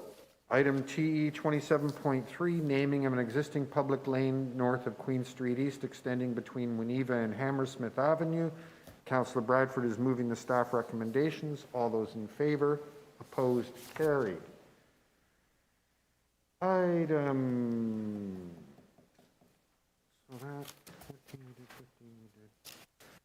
Why don't we go to item 3.6? Which is parking amendment Sackville Street and Amelia Street. We have two deputants listed. Howard Bortenstein. Howard, are you with us? Yes, I am. Thank you. Howard, thank you for your patience while we got to your item. You have 5 minutes to address the committee. You can begin whenever you want. Good morning. Thank you for allowing me to speak today. I'm a third-year resident of Cambridgetown, and I have also volunteered for 6 years on a Kiss and Go child drop drop-off program at our children's elementary school, which included a daycare center. I consider myself an expert in driving behavior and dropping off children at daycare. From my experience, often these drivers experience a sense of urgency and will engage in reckless behavior that they wouldn't normally do, particularly when faced with traffic congestion. The report before Community Council from the Acting Director of Traffic Management Transportation Services refers only to the applicant's traffic study prepared by Tedesco Engineering. In fact, there were 3 professional traffic engineers providing differing expert evidence and testimony, including professional engineers, TMIG, who were retained by the City of Toronto Legal Services to prepare a parking and traffic assessment. The TMIG report highlights traffic safety concerns not mentioned in the Tedesco study and rejects key assumptions and recommendations in the applicant's traffic study. It must be noted that TLAB did not decide on whether the applicant's proposal and traffic study recommending 4 parking spaces was sufficient to assuage the obvious and numerous safety concerns raised in witness statements by many opposing parties. The presiding TLAB member and the TLAB review panel left the decision entirely up to the city. There is no obligation on the city to approve the applicant's proposal. Transportation Services did not conclude whether or not the daycare child pickup and drop off can ultimately be accomplished safely. The report makes no mention whether a Vision Zero lens was used to assess the risks and safety impacts on pedestrians resulting from significant increase of traffic, resulting from the significant increase of traffic on Amelia and Sackville streets and other similar streets. Significantly increasing out-of-district vehicle traffic on the very narrow Cabertown neighborhood streets and sidewalks that would be chock-a-block with parents, small children, strollers, and pets during peak period is contrary to the Vision Zero objectives. In addition, frequently through the same snow-clogged narrow streets, pedestrians, especially parents pushing strollers, must hopscotch between sidewalk and roadway to maneuver around snow windrows, uncleared roadways and sidewalks, solid waste bins, etc. Fundamentally, the city must give full consideration to this proposal in the broader context of public safety impacts beyond the scope of the zoning bylaw and the minor variance. For example, there is no loading area, nor is there required by the zoning bylaw. Yet I would expect Transportation Services prior to recommending piecemeal approval of the parking space, it should have a clear understanding of how deliveries, e.g. food, supplies, linens, take place at the daycare. Similarly, what is the garbage management plan? Will garbage bins be blocking the sidewalks at any time? Where will the estimated 16 staff members park their vehicles? What is the snow management plan for these essential parking spaces? What about the residents on Amelia Street with accessible parking permits? There is at least one I know of. Are they exempt from these new parking restrictions? Also, are car share permits exempt from these new parking restrictions? I've sent along my comments separately, so you should have those before you, but I'll just highlight some of the key excerpts from the TMIG's executive summary. The likelihood of illegal driver activities support not approving this application. Tedesco study subsequently underestimates the number of parking spaces required to support the development. Given the operational limitation of one-way road network in the immediate vicinity of the site, the impacts on area parking resulting from pickup and drop-off and staff parking demands, and the increased exposure to pedestrian risk, it is recommended that the 80-student daycare not be approved at this location. I urge the Community Council to refuse the applicant's proposal or alternatively defer the matter until such time as a complete review by Transportation Services of all the safety issues relating to this proposal are complete. Thank you. Are there any questions of the deputant? No, seeing none. Howard, thank you very much. Thank you. Next, we have Ian Flett. Ian, are you with us? I am. Thank you, Mr. Chair. My name is Ian Flett. I'm the lawyer for Robert Ulicki, who is the applicant in respect of this matter. What you have before you is very simple. It's not a referendum on a daycare or a referendum on what opponents to this daycare might want to have you believe. It's simply to approve parking regulation amendments to create 4 spaces for pick and drop off in Cabbagetown. The tribunal hearing that Mr. Bortenstein referred to, the evidence before that tribunal was between 4 and 6 spaces for anticipated demand would be appropriate to serve the needs of this daycare. The tribunal did not make a conclusion in respect to 4 to 6, but the evidence before it was that starting at 4 was the best balance because it would meet both the parking needs on most days and also remove the least amount of permit parking from residents in the area. So number 4 is the balance. Of course, I'll remind you that in your staff report, in the staff report before you, staff quite rightly says, and we're going to keep an eye on this. If there needs to be more or less parking, it can always be amended. The TLAB is an independent Toronto tribunal. It was appointed, the members are appointed by yourselves as city council members. So this is not a decision that was made outside of Toronto, such as one that was made by the OLT. This is made by the tribunal that you created with your colleagues on council and that you appoint with your colleagues on council. And the TLAB process was 12 days of evidence over 2 years to consider the variances that are approved in this case. And following those 2 years of evidence and 2 years of argument, there were 2 applications for review, one brought by the City of Toronto itself and one brought by the responding parties to the appeal. And that was reviewed by Ian Lord, the chair of the committee, and 2 experienced committee members. So a panel of 3 members reviewed the TLAB's decision considering the evidence of 3 traffic engineers. And at the end of the day, they found that the decision was correct and could stand. And so the variances were approved. We are past the question of whether or not variances are appropriate at this site, and we are past the question of whether or not this site can handle a daycare. Now, I'm going to remind you that, of course, some of the councillors on this call will remember that they approved the Toronto's licensed childcare growth strategy back in April of 2017. And it said that by 2026, Toronto will have to create 30,000 additional licensed spaces to provide childcare to 50% of children under 4. And that strategy is split into 2 parts, capacity and affordability. And they're treated separately because capacity in and of itself is an objective irrespective of how affordable the spots are. And then affordability is the next objective. There is a fabrication out there that this site will be operated by a for-profit operator.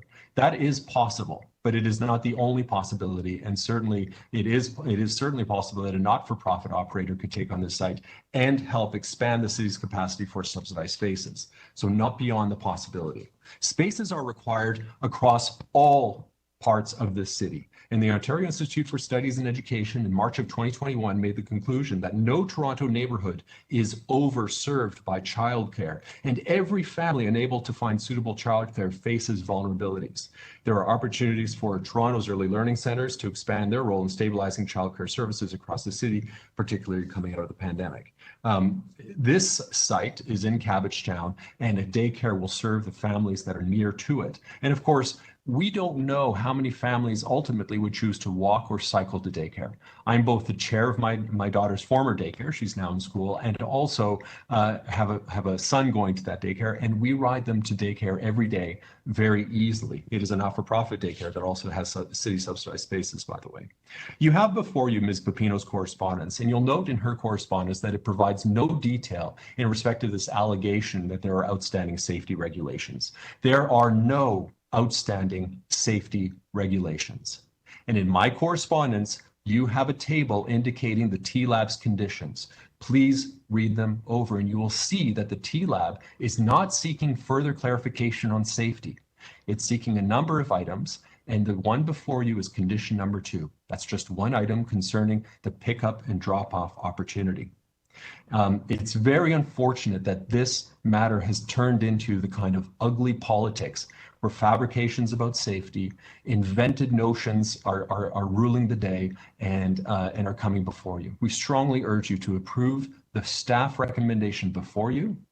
and not defer this matter so that we can get on with building a daycare in another Toronto neighborhood. Thank you for your time. Thank you. Are there any questions for Ian? Seeing none, are there any other any questions of staff? No. Lost track of whose this is. It's Councillor Wong-Tam. Councillor Wong-Tam. Of course. Thank Yes. you very much. How could I forget? Appreciate that. Thanks. I want to move a motion, if the clerks can please put this on the screen. I'll just start to read as they get it prepared. But I've asked that this matter be deferred until such time as the owner of 459 and 461 Sackville has been granted a license by the Ministry of Education to operate a daycare at the site. And as such, such approval has been provided to Transportation Services, the city solicitor, and the local ward councillor to review. Second recommendation is that Toronto East Shore Community Council request staff to provide a supplementary report to TEYCC prior to future consideration of this item to provide information on the nature of the daycare license and whether it changes the analysis contained in the August 23rd, 2021 report from the Acting Director of Transportation, Traffic Management, Transportation Services.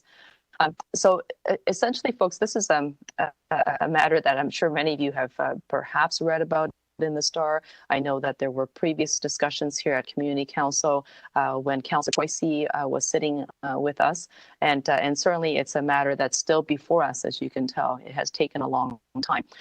One of the reasons I believe it's taken such a long time for us to get to this particular stage is that this is no straightforward application, either through the review of minor variances or perhaps the fact that you have to seek all sorts of authorities from different licensing bodies before one can actually open a daycare facility in the city of Toronto. So although the item arises because it came out of a minor variance application to permit a daycare facility at this particular address on Sackville, the daycare would accommodate 80 child daycare, and there are 16 staff that are expected to work in a pair of semi-detached buildings in Cabbagetown.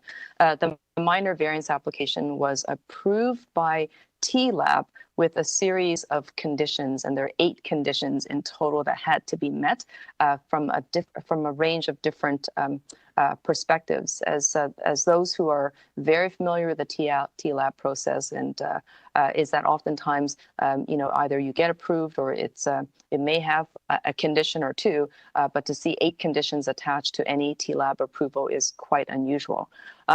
Nevertheless, that's what's before us and something for us to consider. So the solicitor on behalf of the applicant is correct.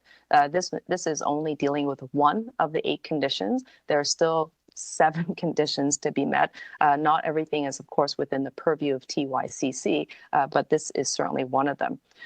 It's just some things for us to consider. The site provides no on-site pickup and drop-off for the attendees of the daycare, but instead it requires the use of on-street parking spaces for that purpose. We oftentimes want businesses as well as operations to facilitate all the onboarding and offboarding directly on their private property. We ask that all the servicing be taking place on private property just to mitigate impacts within surrounding neighborhoods and communities. That's not the case here, which is why we have the application from the applicant asking for the use of public space for that purpose.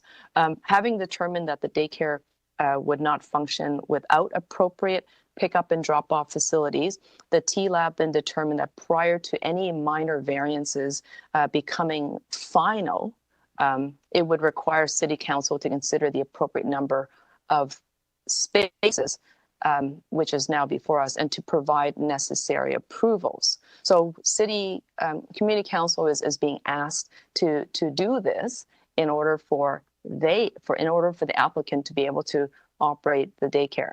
But it's not the only thing that's being asked of them, as I've noted. On-street parking and other related issues, as we all know, is, of course, a sole jurisdiction of City Council. We have the delegated authority at Community Council to deal with this matter, but as I noted, it's not the only condition to be met. Other conditions that were imposed by TLAB, and I just want to state this so you understand why I'm asking that the staff defer this matter until we actually have written confirmation that there is going to be a license issued by the Ministry of Education. But other conditions imposed by TLAB include the requirement that the daycare license be issued with or without conditions, we don't know. But if there are conditions that are attached to that license issuance from the Ministry of Education for the site, then we would probably need to know what it is, those conditions as they stipulate. It could affect the number of children at the daycare, which will then affect the number of pickup and drop-off spaces. It may require appropriate size or location of these daycare pickup and drop-off spots. I don't know as of yet because we don't have the ministry license in hand, nor do we know if there's any conditions or further conditions that are forthcoming. So this is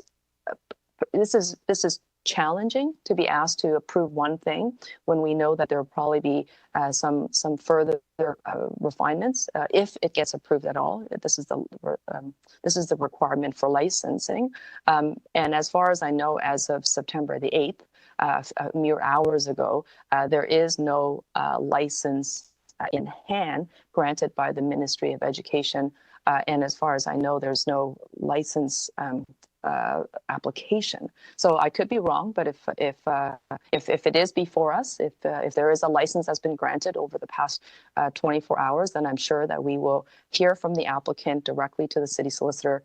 They will forward a copy of that license agreement from the ministry, along with any conditions that are attached to it, and then we can come back and deal with this matter within a month or so. My office has received some communication from the community members. Some of them have written their deputations today, and I want to thank them for their submissions. I would say that there's a wide range of opinions out there, and I want to be able to sort of respond to people as they call and come in, and probably set forth an opportunity for further dialogue. Not every person writing in is specifically speaking only and exclusively to parking. There are those who are advocating that if there is to be a daycare, it has to be affordable, it has to be accessible, and there's absolutely no indication or guarantees that that is coming in as well. So I'll leave those comments aside for now because I don't think that's materially all before us, because the only thing that's before us is this transportation staff report. And I'll look forward to working on this with everybody's keen interest. And I'm sure there's a number of set of eyes who are here. But the matters that really have to be dealt with, which with respect to the license from the Ministry of Education, the fact that this is going to be alterations to potential alterations to heritage property and Heritage Conservation District. As far as I know from city staff and heritage staff, there hasn't even been any dialogue or any submissions of paperwork. So there's still quite a bit to achieve, and still quite a bit of information that's needed, and we just don't have it all here today. So thank you very much for giving me this time to explain why I'm moving this for a deferral. Are there any questions? I actually might have a couple questions of the mover. Could I get the motion up for a moment?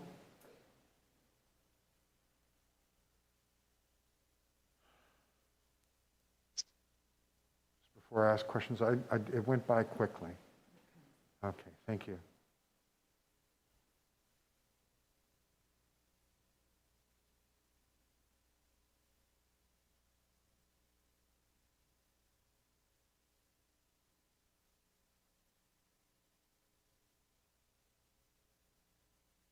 Okay, thank you. Councillor Wong-Tam, I understand that there's a lot of issues around this one, but it seems to me, if I read your motions right, the principal issue that you want to deal with is to make sure we don't create these changes and then the daycare doesn't get licensed or gets licensed for a different size and scope. Am I correct in understanding that? In the short strokes of answers, yes. Okay. could an approach be, like, one of the things I'm concerned about is, and I'm sure you've seen this before, when an individual needs approvals from different departments and different orders of government, and each one says, well, I'll give you your approval after the other guy does, and people just get tied up in a tangle.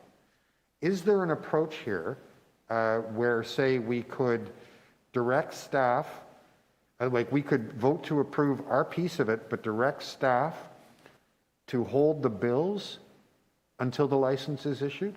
Could we try that instead? Councillor Perks, thank you for your question. I think that in my conversation and seeking advice from City Legal, this is probably the most straightforward way for us to do this, to move this deferral. The TLAB conditions have got to be met by December the 10th, so we're not talking about deferring it out for an undetermined period of time. If the applicant is going to be moving forward with this, they've got to move forward with this quickly. The TLAB decision came out months ago, like we're talking about some significant time. And as far as I know, they still haven't made they haven't significantly made gestures to achieve a satisfaction of the other 7 conditions. So this is, so rather than changing something on the street today and condition on 7 other conditions, I'd rather just have it all before us, knowing that everything has been satisfied. Then this community council should make a decision, a final decision, which I think we will have no problems making. Okay, that's very helpful. I wasn't aware of the December deadline. I may have a question for staff just to make sure we're not inadvertently creating a cross-jurisdictional nightmare here. Thank you for your answers. Are there any other members who have questions of the mover? Seeing none? I know we're supposed to, could I just get someone from City Legal to the floor for a moment, please?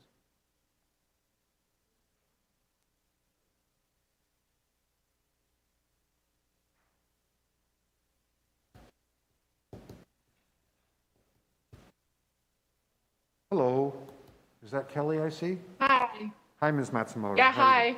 Hi. I'm just trying to understand the process here. So we've got a motion in front of us that asks us to defer our decision until the licensing by the province happens. That doesn't create, there's no circumstance where the province won't give the license until we've done our bit or anything like that? We're not creating a double jeopardy here? I don't believe so. It's not, my understanding is that we're waiting for the license from them and then we would proceed. Sorry, just so I understand your question, Councillor Perks. So you're saying, what happens if they don't give the license? No. I just want to make sure that there isn't going to be someone at the province who says, well, I can't give you the license until City Council has disposed of this piece of the issue. Okay. Can you bear with me for 1 second? I'm not the lawyer on this file, and I've just asked the lawyer to respond to me. Okay, maybe we can just hold that for a moment. I simply want to make sure. Okay, that would be helpful. I'm trying to get to a way where we can satisfy the needs of the community, and I'm just trying to dot an I here. Okay? Okay. Okay. I'll go find out the answer to your question. Thank you so much. Sorry about that, folks. I really want to make sure we get this right. Okay, so we're going to stand this one down for a moment. We do have 2 more items with deputants outstanding. Item TE 27.38, parking machines, various streets intersecting Bloor Street West in Ward 4. The deputant we have, it's Barbie Lazarus. Hi, Barbie, are you here?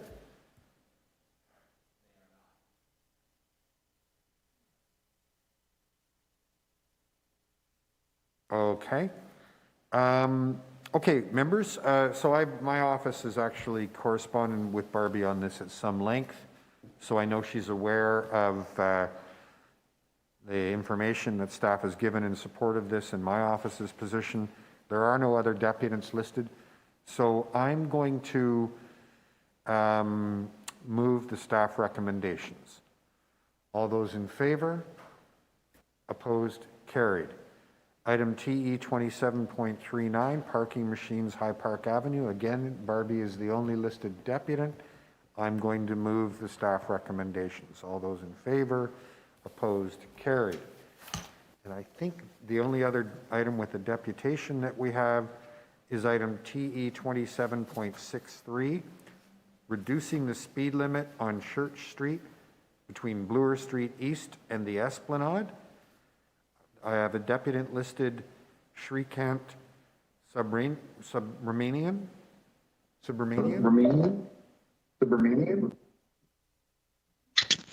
Yes, hi. Hi. Here. Welcome. Hi. Welcome. I can hear you loud and clear. We'll give you 5 minutes. You can start whenever you're ready. Hello, this is the city clerk's office. I apologize for the interruption. To the chair, I had to mute the speaker as they appear to be listening to this meeting on YouTube. To the speaker, I'm just going to ask that you please mute the stream so that we don't get any looping audio. I will now unmute your line. Okay, is it better now? Perfect. Very clear. So Shrikant, whenever you're ready, go ahead. You'll have 5 minutes to address the committee. Thank you very much, respected councillors and all the esteemed member of the Toronto City staff.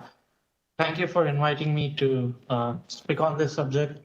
My name is Shrikant and I represent myself as a concerned citizen and an LGBTQ2S ally. Motorized vehicles tend to not follow the speed limits and there is a threat of the driver losing control and crashing into one of the Cafe Tio patios on Church Street. Given the proximity to the vehicles as they're circulating, even at the designated speed limit of 40 kilometers per hour, the current wooden fences are not adequate to stop a vehicle before it hits one or two tables accidentally. There is a big risk of cars driving into the patios accidentally or deliberately by taking down the wooden fence. Additionally, many of us have witnessed cars being driven above the speed limit on Church Street, especially on the stretch between Carlton and Wellesley. The horrific London, Ontario incident where a car driver committed a hate crime by driving his car onto a sidewalk, killing 4 members of a Muslim family, serves as a grisly reminder to us that vulnerable sectors of society, such as LGBTQ2S people, could also be under similar threat. As a matter of fact, last year, a car accidentally did ram into Cafe Tio patios in 2 separate incidents on Queen Street West and Dundas Street West during midnight. Thankfully, nobody was hurt as the patios were empty at that time in midnight. This should serve as a warning for all of us to make our Cafe Tio patios safe for the general public and vulnerable people like LGBTQ2S groups. After the recent events seen on Queen Street West and Dundas Street West, where drivers accidentally ran down Cafe Tio settings, and since the village is known for its all types of hate crimes prevalent against LGBTQ community, it is only a matter of time before the same happens in the village. Subsequently, we mobilized community support and obtained an overwhelming 100+ signatures to make all the patios in the village safe from such accidental or intentional hate crime attacks. Our proposal is reducing the speed limit to 30 km per hour on the stretch of Church Street between Carlton and Bloor Street East, along with installing automated speed enforcement equipment or increasing patrols to ensure the speed limit is respected. Is this the time I can also ask the question, or should I pause my questions later? If you have any further remarks to make to us, you've got 2 more minutes to do that, and then after you're finished, we can see if there are any questions for you. Sure. Furthermore, I would like to ask following questions to the esteemed members of Toronto City staff today. Number 1, how can we ensure these speed limits are enforced as the existing guidelines to install automated speed enforcement ASEs are only restricted to community safety zones near the schools, and they do not include the portion of Church Street between Carlton and Bloor Street East?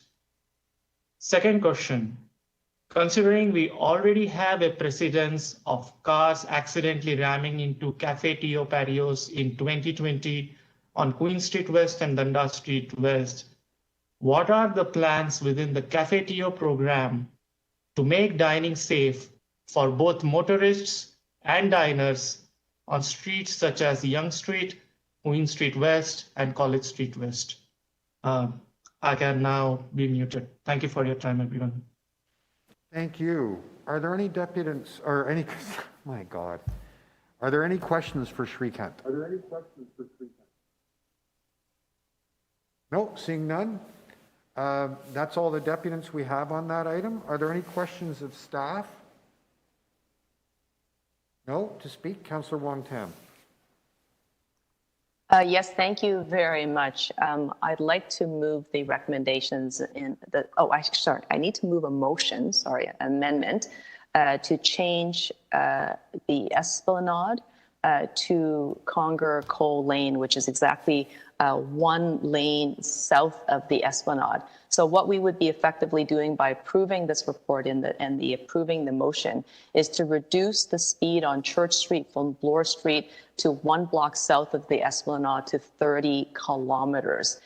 This represents 3.2 kilometers of roadway in our city, where we are trying to do everything we can to bring some sense of road safety to a neighborhood that's very heavily pedestrianized. It's very busy and dynamic. It's got lots of cafes and, of course, just people just walking and trying to do their business and be safe.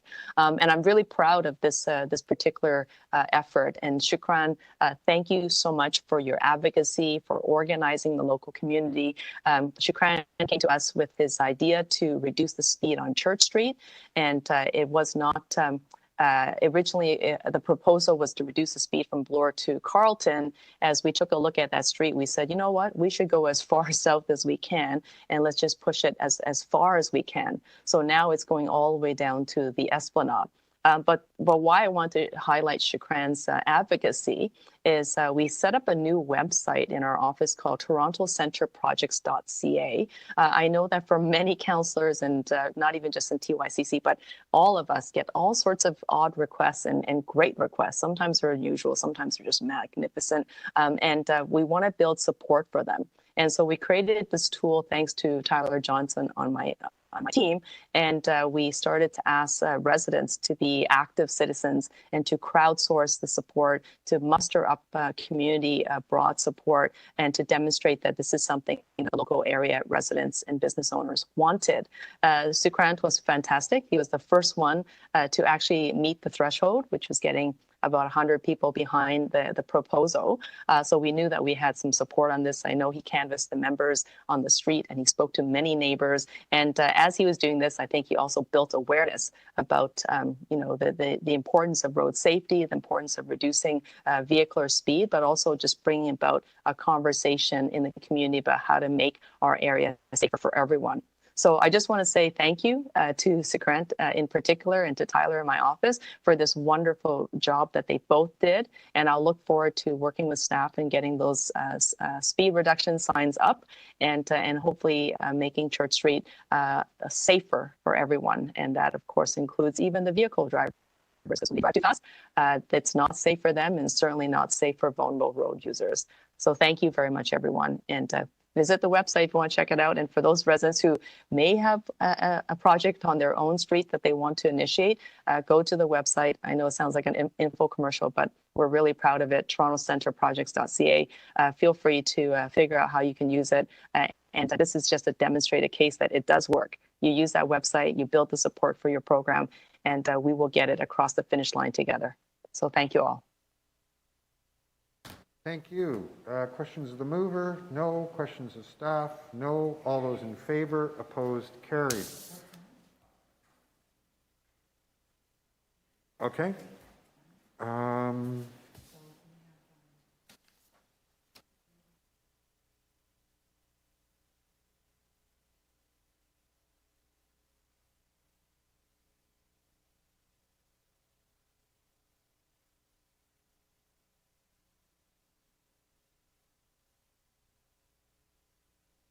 Okay, members, I need a motion to introduce a new item of business, item TE 101.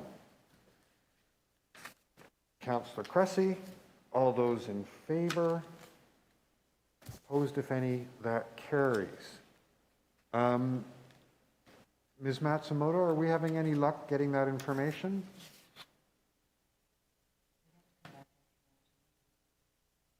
Hi. Hello. So the information I've been able to get is there's no indication at this point that the ministry is waiting on the city, but it is possible that the ministry could look at the plans that have been submitted and decide that they're going to change the number of children for which they're being granted a license, which could affect the parking required.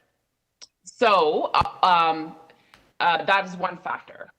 In addition, they could issue a license, to your point, Councillor Perks, I think, that requires that the city provide spaces first before they get the license. But in that case, we could just come back, matter could come back to you, and then you can make a decision in accordance with all of that information that's given to you at that time.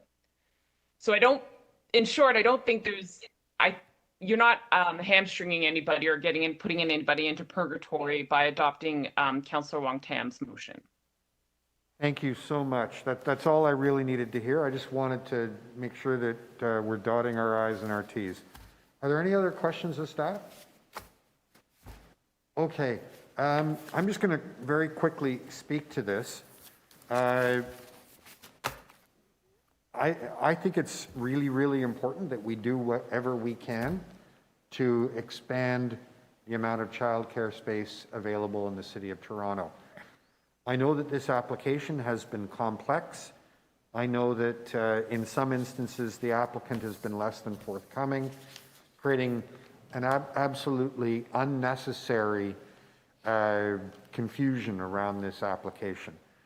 So now that I have the assurance of City Legal that all we're doing is preserving our right to amend the amount of parking provided in the event that the province changes the condition on the license, and that there's already an imposed deadline of December on all of this to happen, and that city staff are prepared to come back and give us whatever information we need in a timely fashion so we can meet all of our obligations.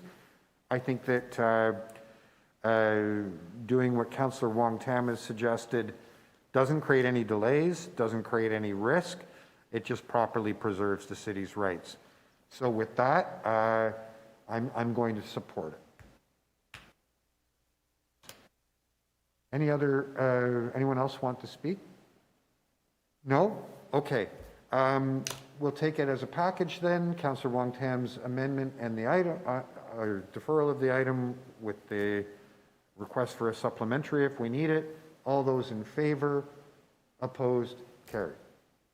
Okay. So everybody, I have some strange news. Oh no, we can do 101. Can I have item 101 up on the screen? I haven't had it circulated to me.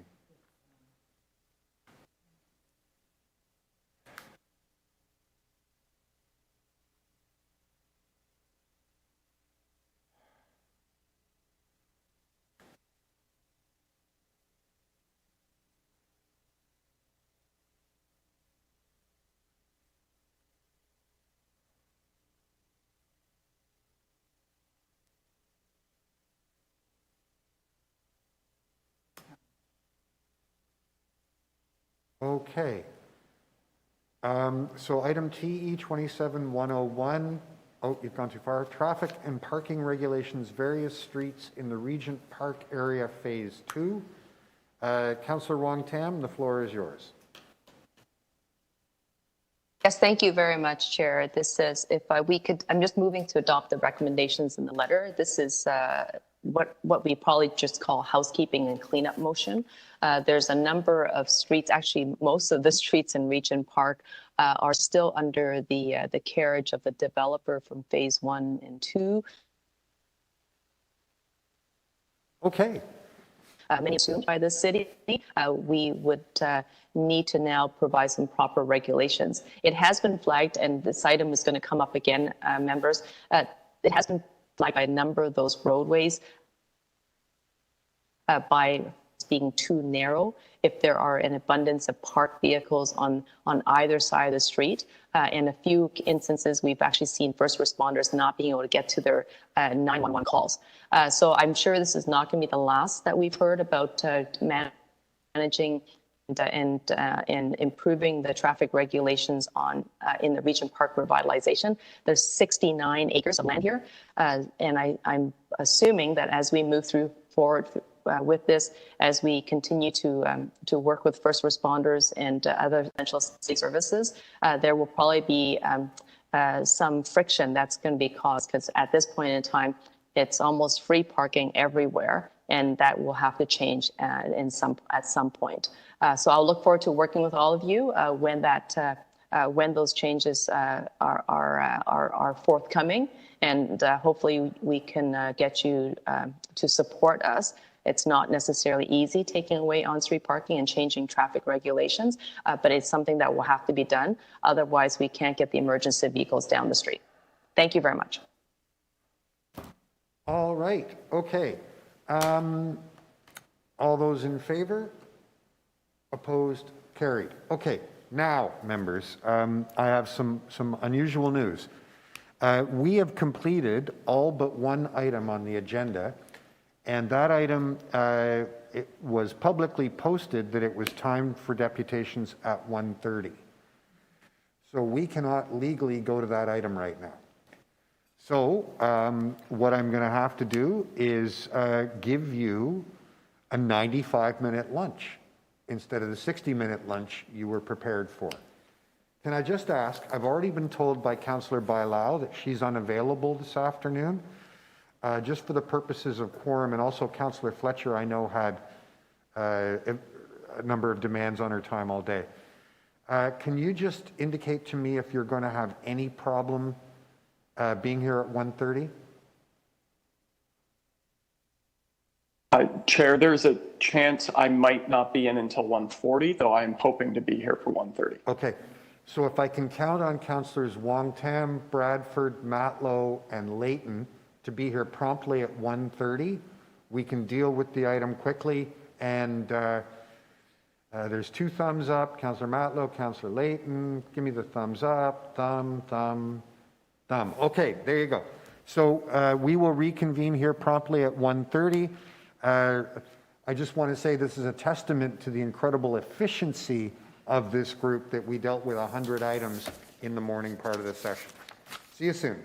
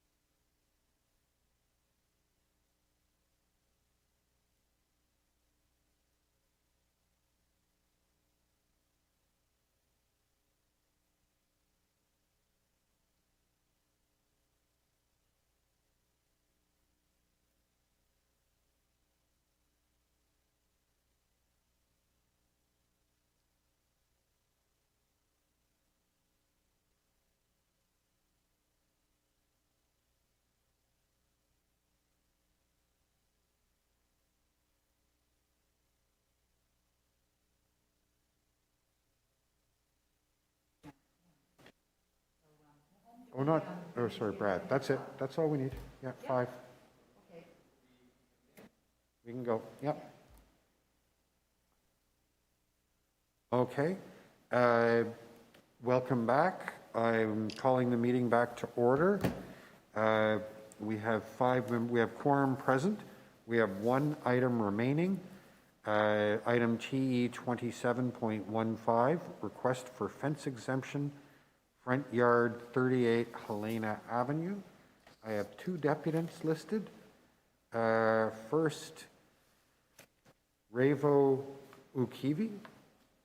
Ravo, are you with us? I am. Thank you, Mr. Chair. Okay.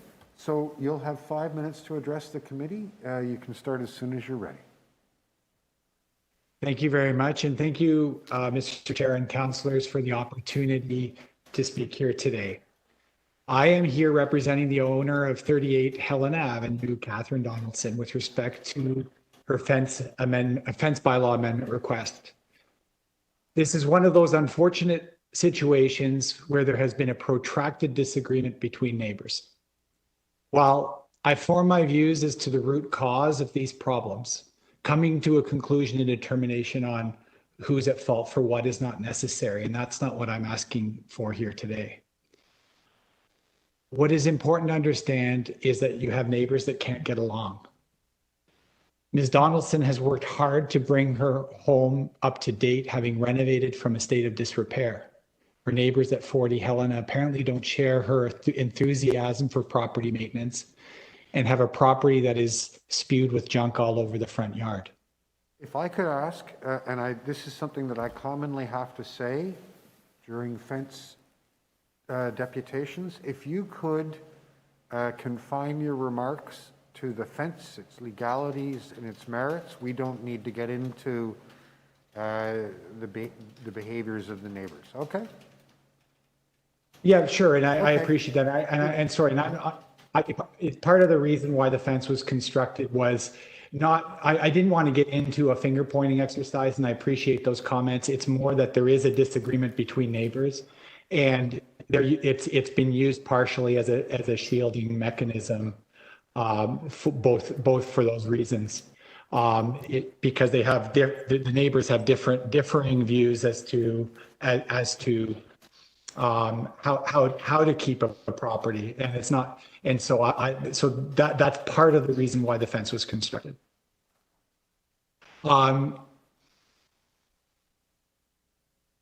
The fence is there as it arises from a desire to provide some reasonable buffering between the neighbors, and the fence in question was used to create a visually pleasing buffer.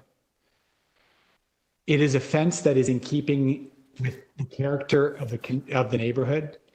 I've attached to the letter that I filed with Community Council a number of pictures where my client has gone through the surrounding area and provided pictures of the nature of the fences that are available, that show both the height and the aesthetic of the fences that surround the area. And what those pictures will show, and there's quite a number of them, that the fence that is constructed at 38 Helena is very much consistent with the character of the community. I think, as you will see from the staff report, the fence is tastefully constructed of materials that give a sense of place without being overwhelming. I also note that the fence is entirely constructed on my client's property. And finally, the fence follows the standard that has been used elsewhere, where you see a stepping down fence with the intention of making sure that it doesn't overwhelm and steps down gradually from the top of the porch down to the bottom of the street. Part of the reason why the middle fence is so high is because if you look at the picture directly on, it's the second picture of the directly front on, where you see a red pot on the left contained in the staff report, is because there was a gas meter there that's hidden by that porch, and so that the porch fence couldn't actually be extended all the way out, and it created an awkward situation for the construction of that fence. There are in the original submission, you'll note there are numerous letters of support from the surrounding neighbors, including one from the neighbor to the immediately to the from 36.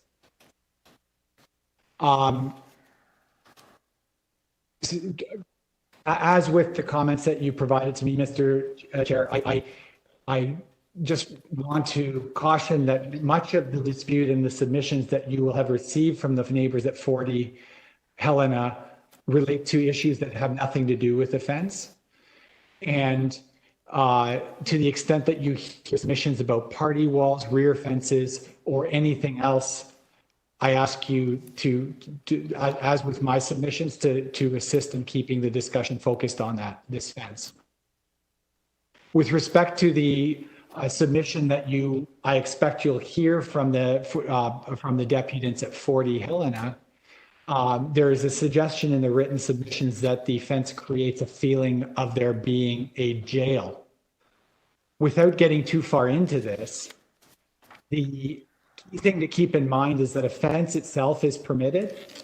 The only issue here that we're talking about is the minor addition of additional height here, and the impact that minor addition of height has.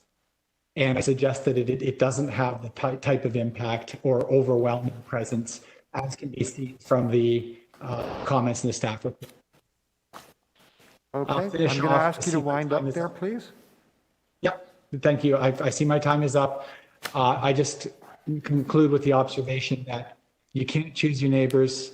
Sometimes you can't get along. Fences make good neighbors, and I ask that you approve this fence as being something that is in keeping with the character of the neighborhood. Subject to any questions, those are my submissions. Thank you. Do any of the members have questions for Ravo? No, seeing none. Ravo, thank you so much for offering your advice here today. Next, I have Catherine Donaldson. Catherine, are you with us? Yes. Can you hear me? The audio at my end was very poor. I can hear you just fine, Catherine, and I apologize if there were problems with the audio before. So you have 5 minutes. You can start as soon as you're ready. Thank you very much. I really just want to thank you, Mr. Chairman, and the councillors for hearing my request for this site-specific exemption from my fence. And thank you, Mr. O'Keefe, for presenting on my behalf.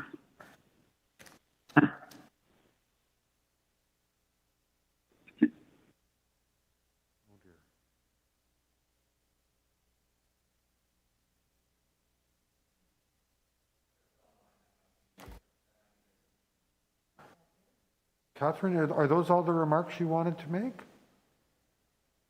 I have nothing further to say because Mr. O'Keefe did it for me, unless you require information. Okay.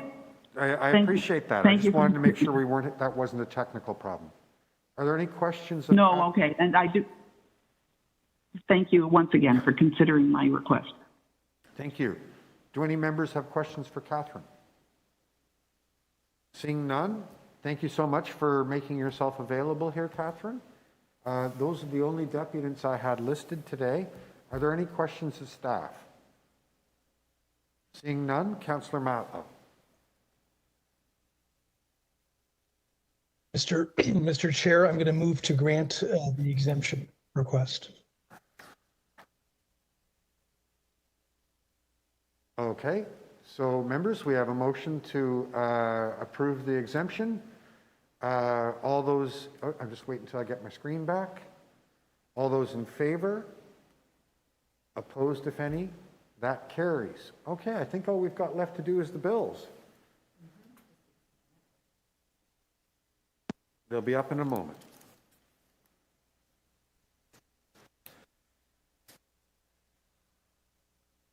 Okay, just to make this go quickly, I move that the Toronto East York Community Council pass and declare as bylaw bills 661 to 684, 686 to 663. Hang on. How can it go from 686 to 663?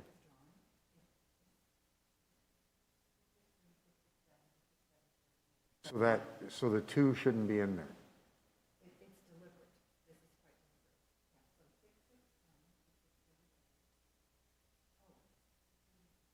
That should be a comma.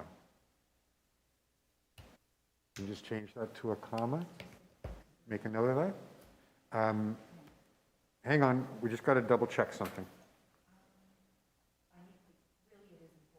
Yep.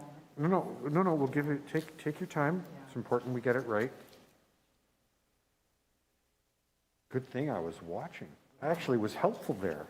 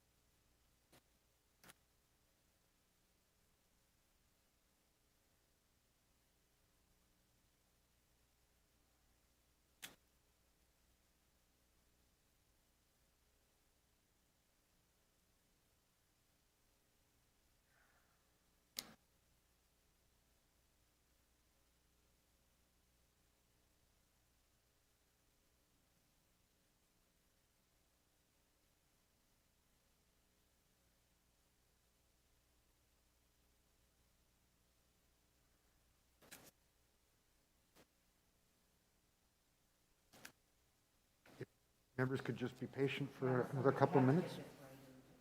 We have to, yeah.